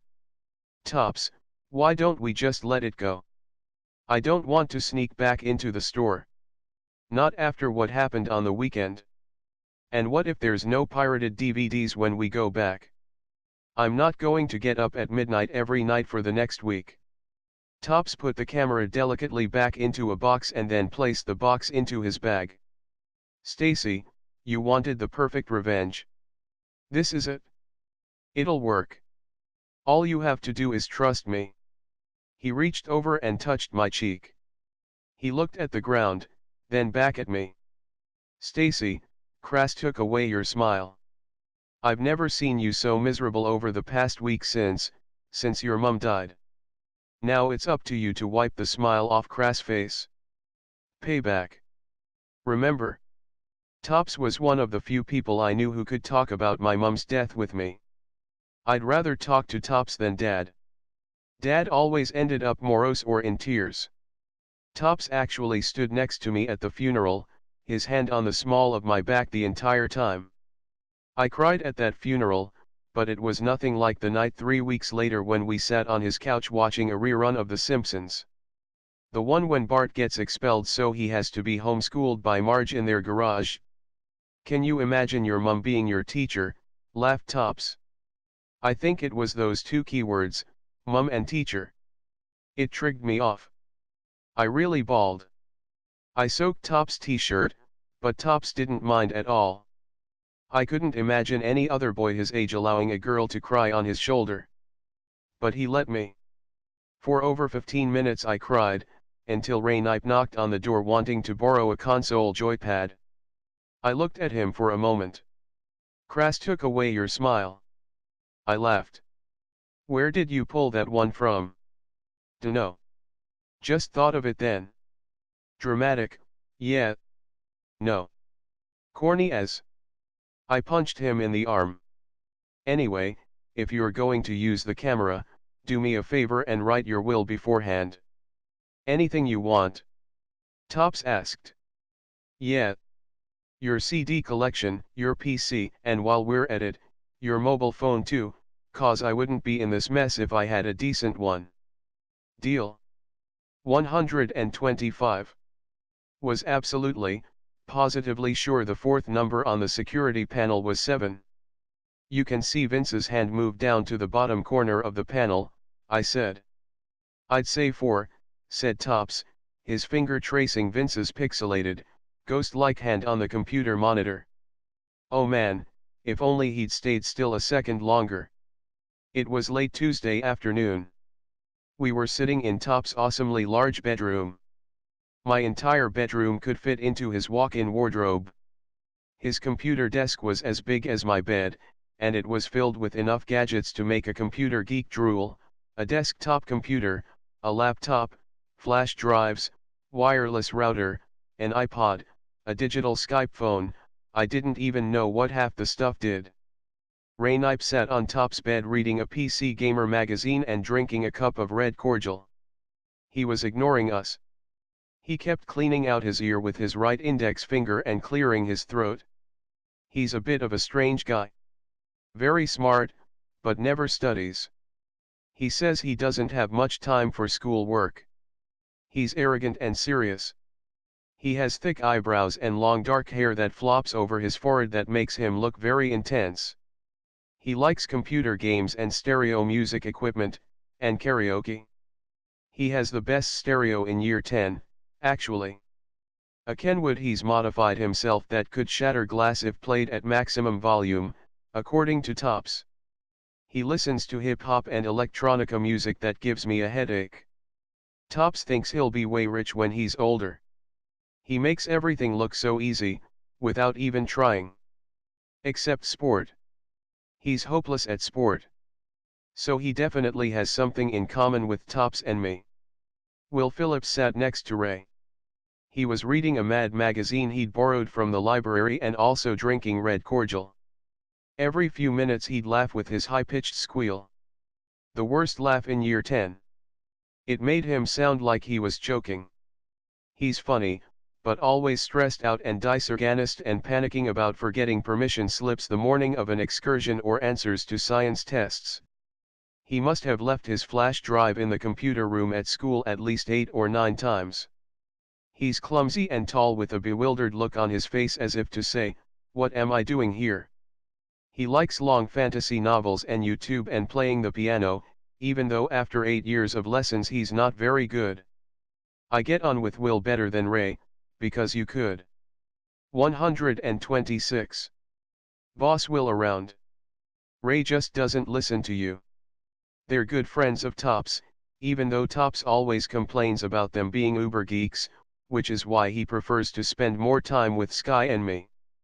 The TV was on, but Will and Ray didn't seem to be giving too much attention to the DVD that was playing. Top's told them about what happened to me at the video saloon.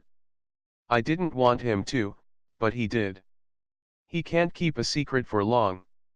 Anyway, he claimed they kept pestering him when he asked them to come down to the video saloon the night before. Renting a video at 9:45 at night during a school week and then sitting in Ray's brother's car for an hour isn't something I regularly do, Topps had told me at school this morning. Ray and Will, not to mention Justin, were going to be pretty suspicious sitting in a car with me, a laptop and a camera receiver. I had to tell them. "Are you stupid?" I said angrily. "If one of them blabs, then the whole school will know we're trying to set Crass and Vince up. It'll be a disaster. Crass has friends in this school. We'd get taken out in the change rooms for sure." "Hey, credit please Mr. Music," said Topps. I didn't tell them everything. Just enough to let them know why I was setting up a surveillance camera in the store.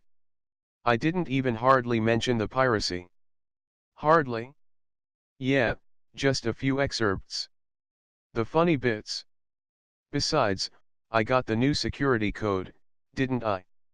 I had to give him that. He'd given me a blow-by-blow account what had happened, after Topps, Ray, and Ray's older brother Justin had driven to pick Will up, and Will had eventually come up with a story to convince his parents he should be let out of the house at almost 9:30 at night. They'd driven to the video saloon. Ray and Will had borrowed a bunch of weeklies, and even had an argument over an old Japanese anime called Bubblegum Crisis. Ray doesn't like anime. There were a couple of other customers there too, which was good for Topps as he had more of a diversion, as long as none of them ventured into the children's section.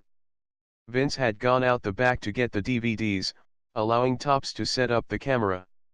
It fitted in perfectly on the top corner of the shelf, aiming right at the security panel.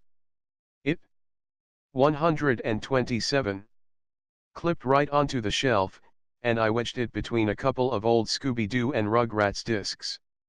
"No one will borrow those, for sure," said Topps.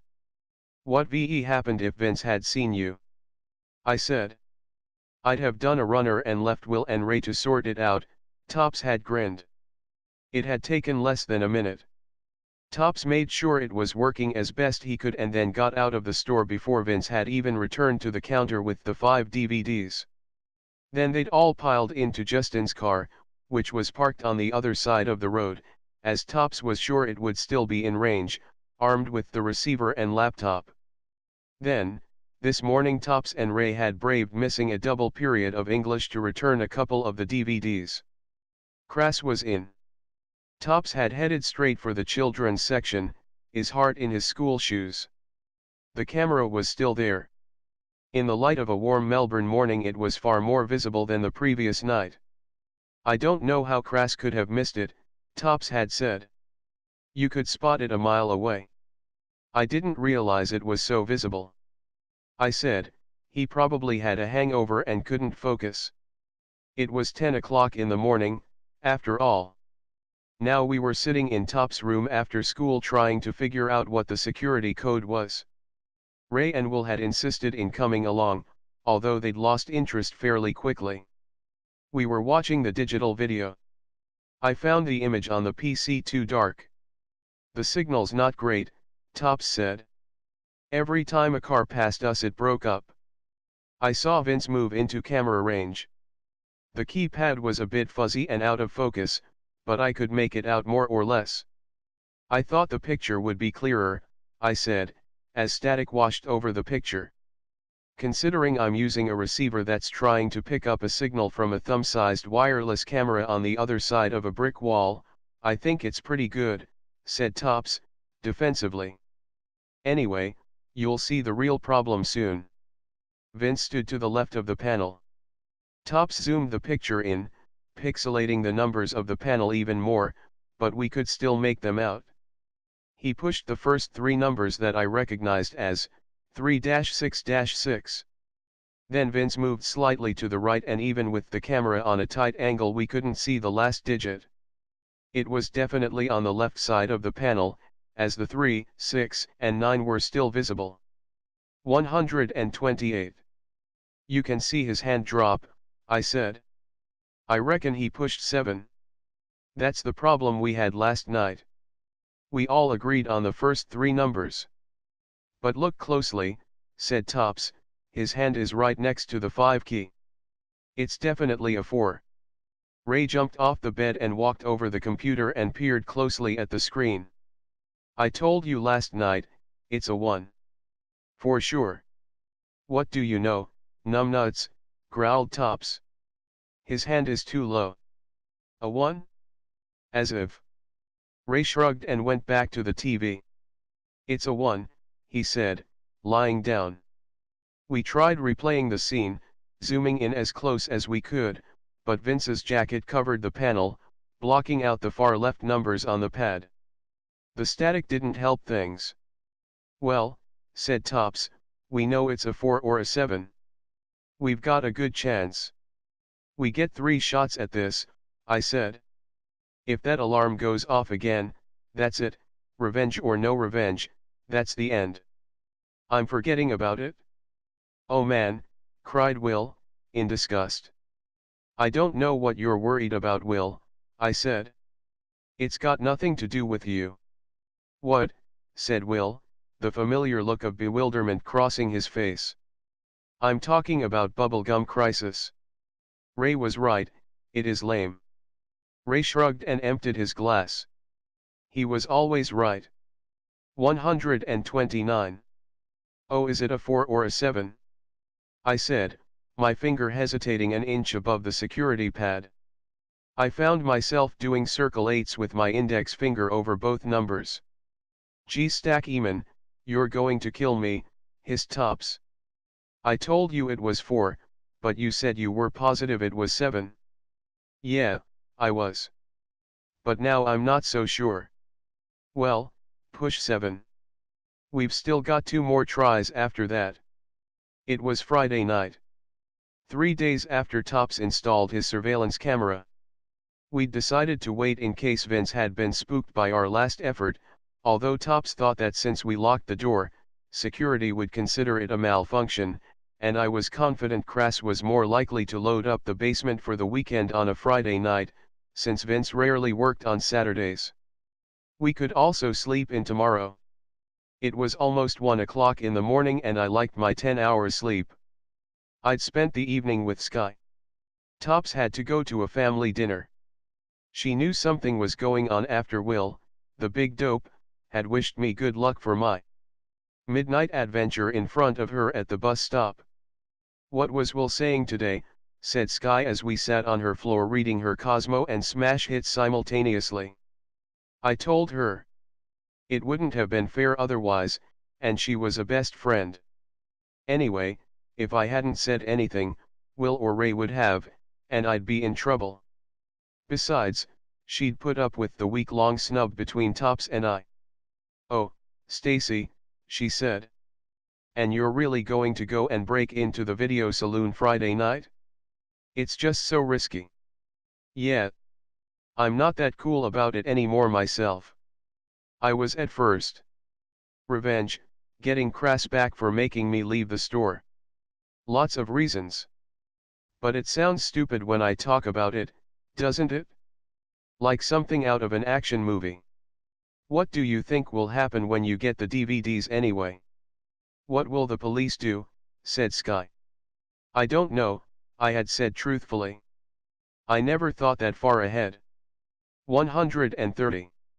I wish I had. Because right then I was in the middle of setting off the alarm for the second time in a week. I wish I had really thought this through, because I'm sure I'd have come up with a far better plan this. I entered the first three digits, 323, 5. Then with a grimace I pushed 7. The alarm gave its by now familiar warning flash and high-pitched squeal. It was the wrong code. I told you it was 4. Man, you never listen to me, said Tops. Come on, do it again. Press 4.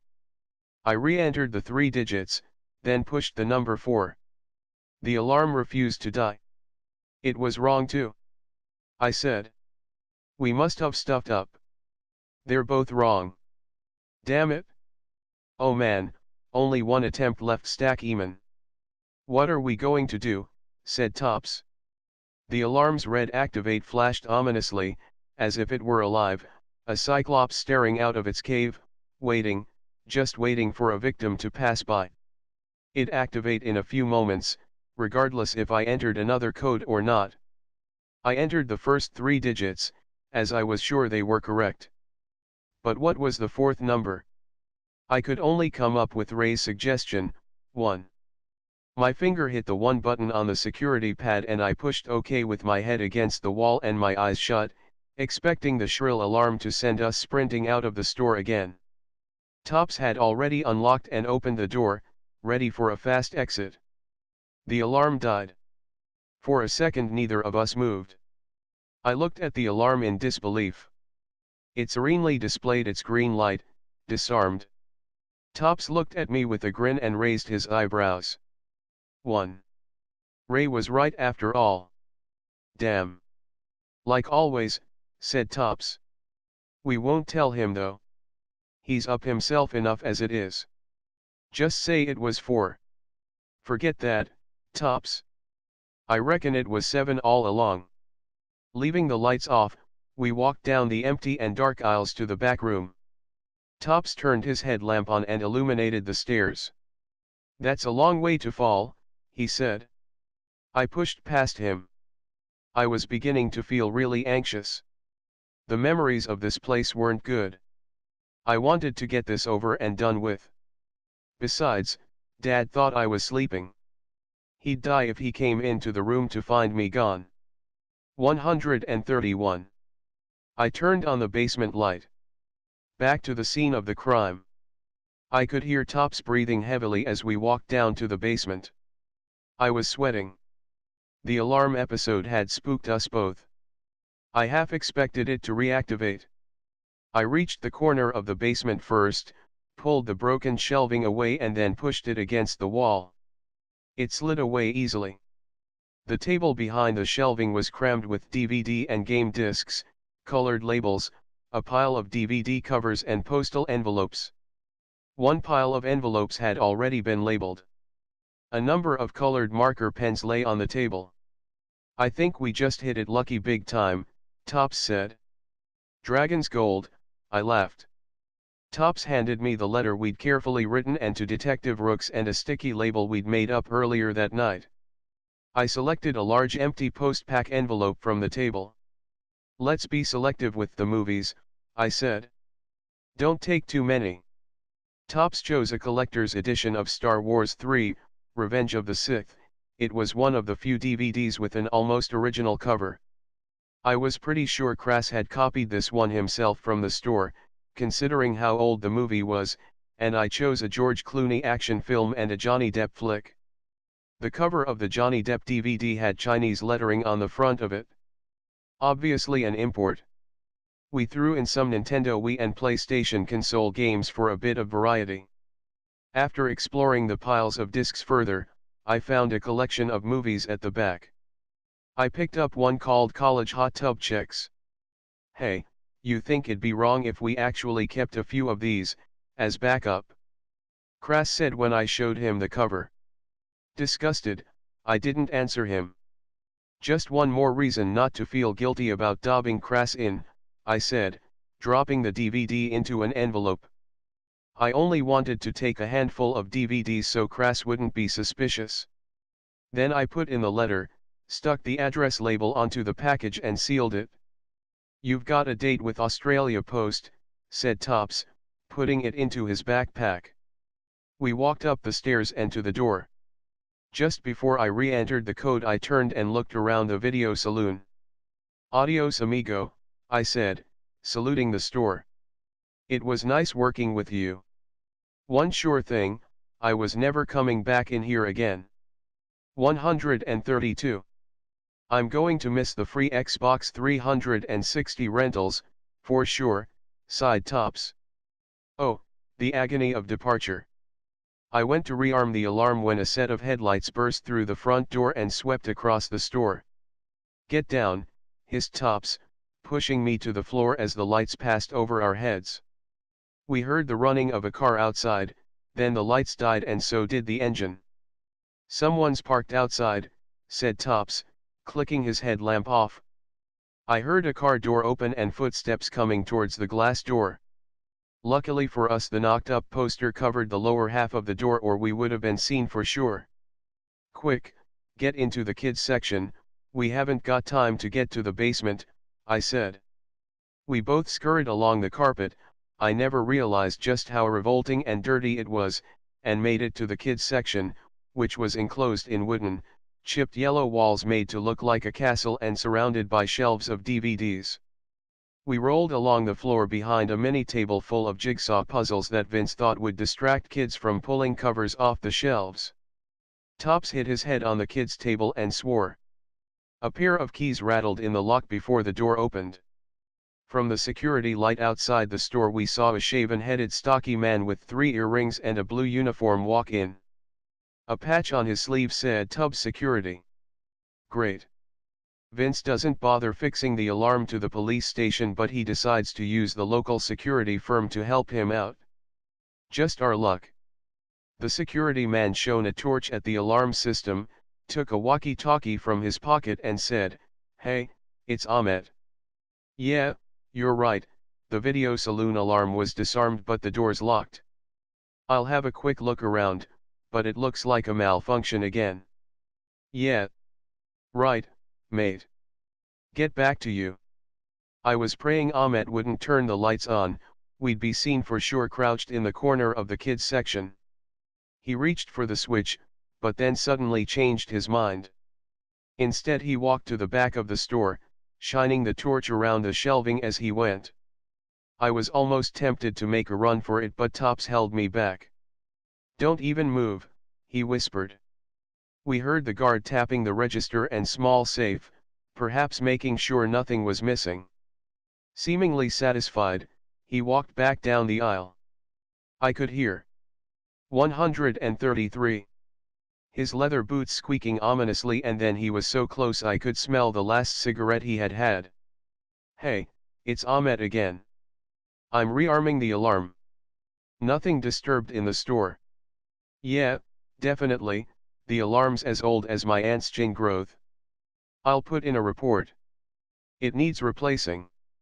"Yeah, I'm heading down to the industrial estate now." He punched in the numbers, locked the door and headed back to his car. "We'll set the alarm off as soon as we move," I said in desperation. "We're fried." "Security alarms give you clearance time," said Tops. "We've got about half a minute to get out the door. Just wait for the car to go." The alarm gave off 3 short sharp beeps as the security guard started his car and reversed fast out of the angle parking at the front of the store. "Come on, let's go," said Tops. We both made a run for the door. I stuck the key in and tried to open the door too fast. "Turn off the alarm," I said. "It'll go any second." "No. Just get the door open." "Move it," said Tops. He reached for the key but I refused to let go. We both grasped at it as we unlocked the door, threw it open and crashed into each other as tried to get out. "Hold on, idiot," I said, "let me out first." "Just hurry up, dopey," shouted Tops. The tension had gone to our heads. I relocked the door just as the alarm let go with a long-winded beep. It had rearmed itself. "Man, let's get home before I wet myself," said Tops. This is, like, full-on ridiculous. Hey, I said, you're always playing those stupid shooter Xbox games. Now you're living one. Don't tell me that didn't get you pumped. Besides, it was your idea. I was right. It was his idea. And I was also pumped. This had been the best night of my life. I felt like I could do anything. As if no one could stop me from doing anything in my life ever again. Most of all, I felt the sweet, sweet euphoria of perfect revenge. Let's go via the post, I said. I won't feel good until that parcel sits right at the bottom of the post box. We haven't got any stamps, Tops reminded me. 134. Oh man, you're such a stickler for the rules, I said, laughing hard with nervous energy. Tops grinned. I'll send it tomorrow. Man, I just can't wait to see Vince's face once Detective Rooks gets this. Let's hope my letter works, I said. I want to leave this all behind me now. I just want to forget the video saloon even exists. After Detective Rooks get this little package, it probably won't for much longer. Tops walked with me home and then took his bike and pedaled back to Melrose Hill, his headlamp throwing spots of light across the road. As I was getting into bed I noticed my video saloon staff card on top of my lampstand. I took and threw it, frisbee-like, across the room. It bounced off the wall and into the cane rubbish bin. It felt like closure. 135. Nothing happened for weeks. The year was almost over, exams had just about finished. I don't know what I had expected. I thought I'd get a phone call or visit from Detective Rooks for sure, but there was no progress at all. The video saloon was still open. Crass still worked there. I still had the odd recurring nightmare. I felt a bit defeated. At least Dad had managed to get some good pre-Christmas work at the hardware store. Most afternoons I found myself walking into an empty house. Something I used to enjoy. So I started spending more time at Sky and Tops or at the library, only going home around 6, when I knew Dad would be there in front of the telly. I didn't like being home alone very much. One afternoon I was in the library borrowing a couple of books, Robert Cormier's The Chocolate War and Sonia Hartnett's All My Dangerous Friends, when I felt a hand gently grasp my arm. It was Caitlin. She had a bunch of books under her arm. She was wearing a bright orange short skirt, an eggshell blue t-shirt and a white leather belt. Tops was right, she did have the best legs in the school. From where I was sitting I could see they were shaved as smooth as a wax candle.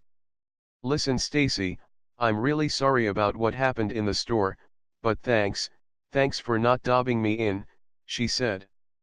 You don't know if I did, I replied. I was still angry with her. Her pretty face fell for a moment. But I didn't, I quickly added. I was going to leave it at that, but there was still one thing bugging me. Caitlin, there's one thing I really want to know, I said. I hope you'll tell me the truth. Did Crass tell you to threaten me? The corners of her lips drew back. She paled behind her foundation. She sniffed and sat on the seat next to me. It was one of those big soft red couches that you just sink into. I wish we had one in my lounge room instead of our threadbare recliner. Yeah, she said quietly. Yeah, he did. He rang me out of the blue Sunday morning, the day after what happened to you in the store. I didn't even know he had my number. He told me you were helping him out with his business, just like I had, but you'd 136. Had an argument with him and left the store. He thought you were about to spill your guts to the police. I asked him why you'd left. He said you'd wanted a bigger cut of the profits. He said you got greedy. What? I said, my hands gripping the books tightly, that's a lie. I didn't care about the profits, I quit because one of his sleazebag customers cracked onto me and he was dealing adult movies. He lied to you. Caitlin looked down at his shoes again. I was pretty sure, you know, that he was lying. But what could I do? Anyway, he said a friend had given you a little scare the night before, as a bit of an incentive to leave. Robert Kepler, I said, grim-faced. He didn't say. Just that his friend had got a little carried away. He was only supposed to spook you. But Crass needed to make sure you wouldn't say anything, that you kept quiet when you left. So he told me to warn you about what would happen if you told the police. So that's what I did. The very day after it happened. I'm sorry, he threatened me, you know. I really did think I'd get into a lot of trouble, and you would too, if you said anything to the police.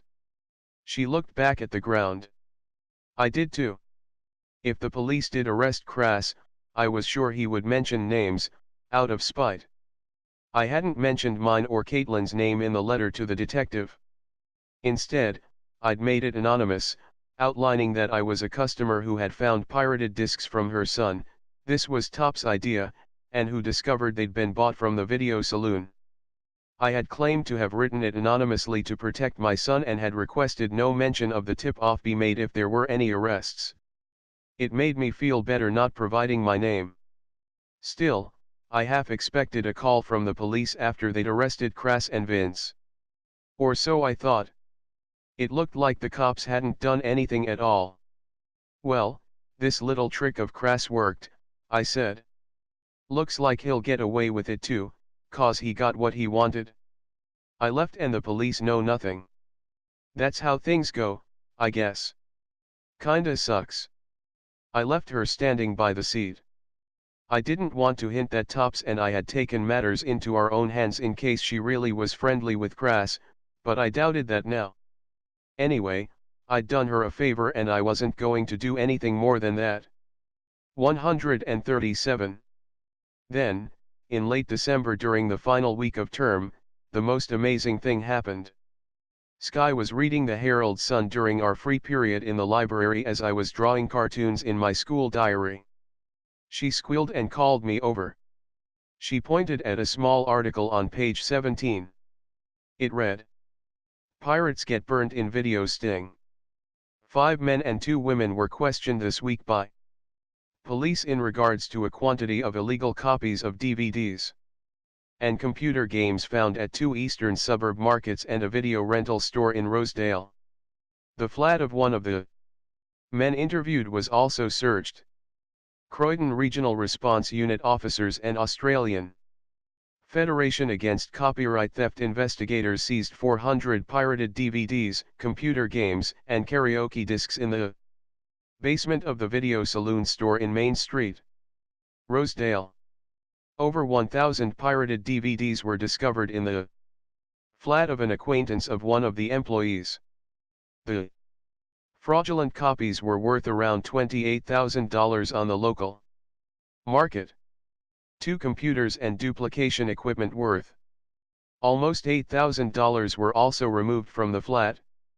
The DVDs were sourced from overseas or burnt from original copies within the store.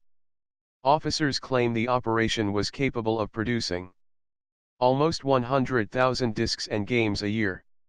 The manager and 2 employees of the store were interviewed after police alleged that the DVDs were sold to customers over the counter. 3 market stall owners were also being interviewed. After large numbers of illegal DVDs and console games were discovered for sale at the East Side and Heatherdale markets. 138.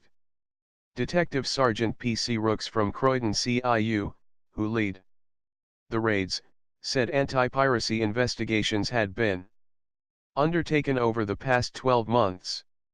This is just one in a series of raids the Regional Response Unit and Federation Against Copyright Theft investigators have planned, said Detective Rooks.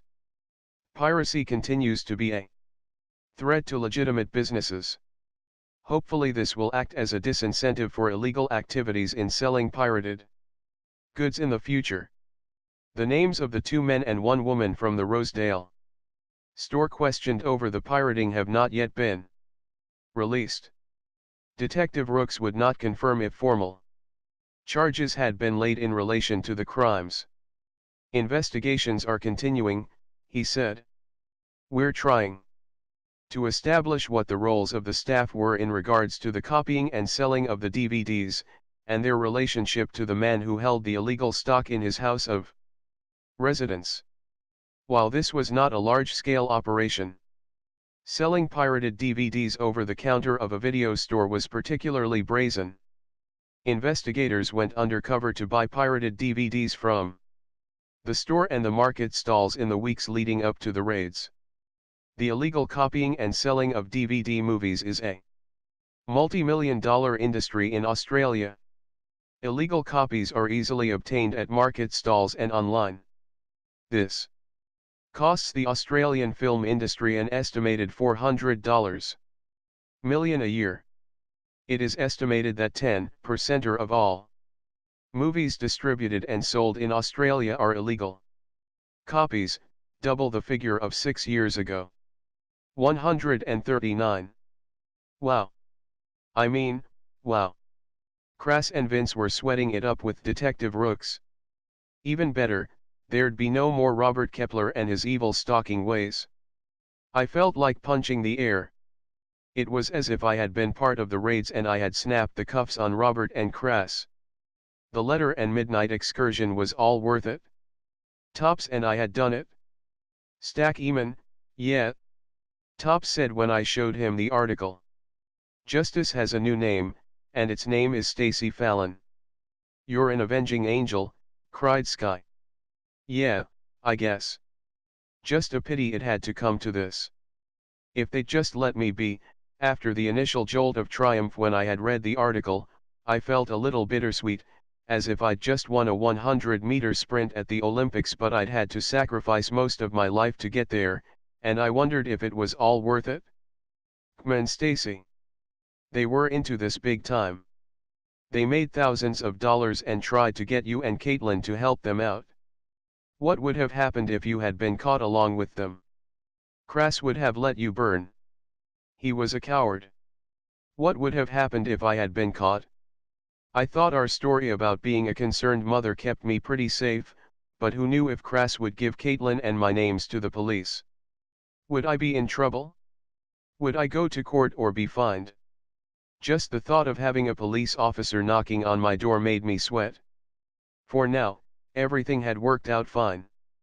A raid of the store well after I'd quit and arrests at the two markets. It was coordinated. A 12-month investigation? Crass couldn't, be suspicious. Perhaps my package wasn't even needed. Perhaps they had tabs on the video saloon anyway? Is that why Detective Rooks wanted to have a talk to Vince? Even though I thought I was safe, I still didn't want to meet Crass, Vince or Robert in a dark alley in the near future. I was guessing that I wouldn't be on their Christmas card list this year. The only real regret I had was the loss of my summer job. The end of the school year was only a week away and I didn't have a job. Dad said the hardware store didn't need casuals until stocktake. That meant money would be really scarce again, unless the chicken shack needed someone to scrape out their deep fat fryer. I wonder if old Vince was involved after all, asked Tops. 140. Yeah, I'm not sure. I'm looking forward to finding out, but who are the two employees? I wondered. Crass is one, who's the other? What? Didn't you know, said Tops. You'll remember her. She was about 3 years older than us. That girl who dropped out of school in year 11, what's her face? The one who always wore pink socks, Tony someone. She's working there.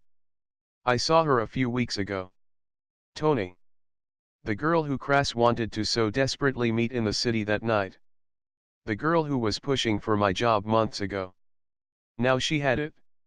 I was certain she would have been an enthusiastic player. Pity, because now she'd be getting grilled too. Wrong place, wrong time. Tops, I said. I reckon it's over. Yeah, Stack Eamon. We did it. The perfect revenge. Tops hugged me, and I let him hold me for longer than I usually felt comfortable with. I felt his hands on my back, soft and gentle. My blonde hair brushed against his cheek, and he looked at me expectantly.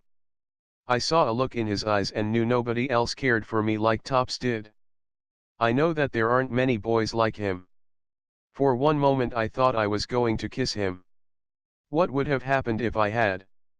We would have stayed there, embracing and letting the last few months wash away, not caring what had happened, not worrying about the results of our actions, just being together.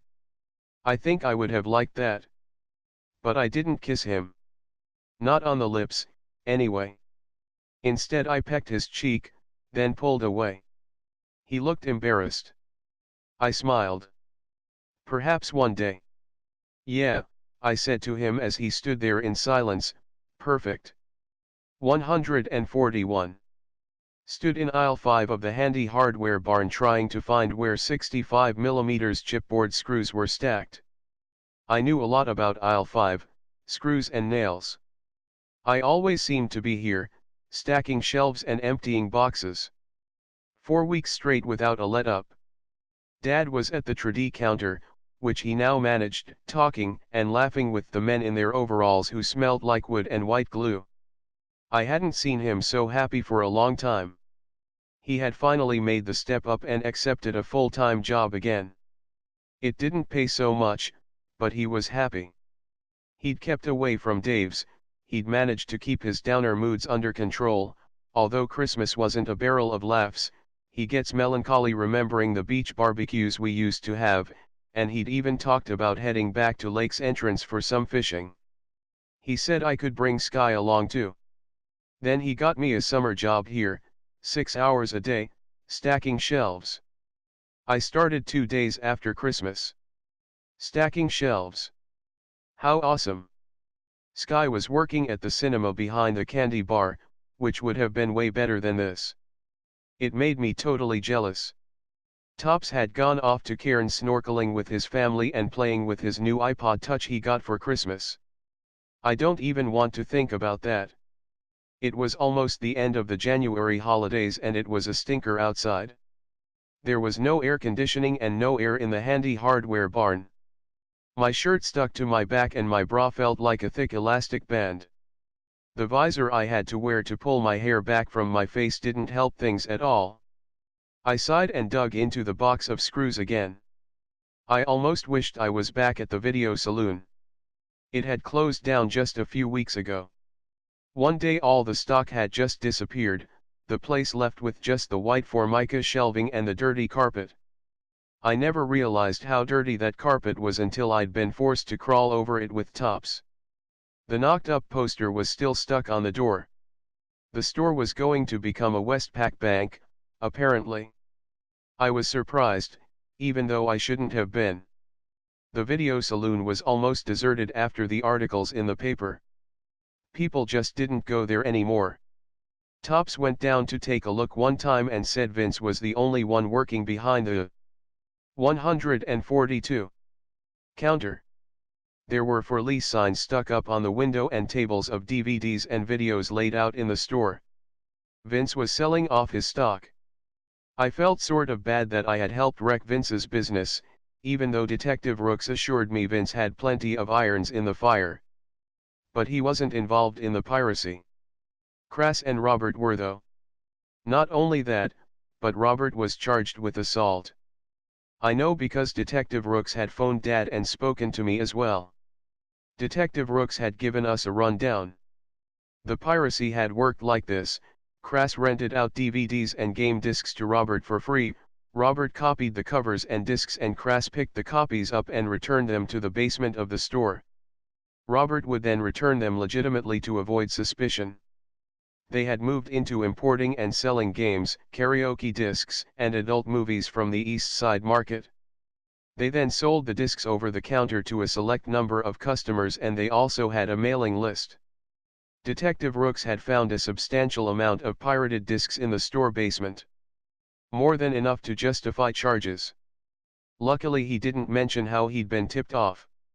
Not only had Crass and Robert confessed to importing and burning pirated movies and then selling them over the counter and to local markets, But Detective Rooks said that Robert had admitted he was the intruder in the store. He'd blamed Crass, who had apparently organized it all to scare me into quitting. It had worked, but obviously it went far further than Crass had anticipated. Dad had been so angry after Detective Rooks had called. "I hope they get their arses kicked nice and hard," Dad has said grimly. They were both out on bail and would be up to the magistrate's court in a few months. If the assault charges stuck, Robert could be in more trouble than that, according to Detective Rooks. He was pretty sure they'd get a suspended sentence and a fine for the piracy, but the assault charges were more serious. It meant jail. And it meant I'd be called as a witness. Getting up in front of court had totally freaked me, it still does, but Detective Rooks told me to be calm and worry about it when the court case came around. Easy for him to say. Vince had been apparently blind to it all. Detective Rooks had said Vince had threatened to kill Crass during questioning. It made me think that if I has gone and told Vince about Crass when I first found the pirated gear, none of this would have happened. 143. But what if he was the mastermind? Tops was certain Vince was in on it right up until the end. I had seen Robert again, during the post-Christmas sales. He didn't see me. He was hunting through the bargain bins at an electronic boutique store, his arms full of discount computer games. He was mumbling to himself. He still wore his black coat and long, greasy ponytail. He looked a bit off his head, to tell you the truth. I wonder what would have happened if I'd have confronted him. Asked him why he'd done what he had. I sort of felt sorry for him. Crass disappeared around the New Year. Deverell Landon told Tops his brother had told him Crass was working the lobster boats in Queensland. Obviously he didn't want to hang around and face the music. I'm not sure if that's true or not, but it'd be hard work on the boats. Crass would be hating it. I wondered if he'd be back for the court case. Probably not. Caitlin looked spooked in the days following the article in the Herald Sun. She never spoke to me again. Just looked at me with vacant eyes, obviously wondering if I'd had anything to do with the raid. She tried to look fierce, sort of angry, but it never worked. She just looked scared, wondering if she'd get a call from the police and her precious university place would disappear. I doubted it. I gave the shelving space a quick wash before I restocked it. This might sound silly, but I was imagining the dirt and grime on the shelf was every awful thing that had happened during the past year. And I was washing it all away, picking up each ugly germ and bit of grit to leave a gleaming, clean slate. I loved how something so dirty and dusty could look so new so fast. Perhaps it was a metaphor for my life? With the upcoming court case I couldn't put this behind me yet, but it was a new year and I was ready to face whatever came my way. Dad came walking down the aisle, inspecting the shelves like he always did just in case I'd stuck the tapping screws in with the wood screws. He gave me a smile and a quick salute. "How are things going?" he asked. I held up a packet of rivets. "Just riveting," I joked. 144. Dad laughed and gave my arm a gentle squeeze. "Well, Stacey, what do ya reckon? We're both stuck together in an oversized shed full of wheelbarrows and paint tins and we've got a tough few months ahead of us. Reckon we can handle it? Just you and me against the world, Dad." Dad gave a wry smile. "I just hope the world is ready."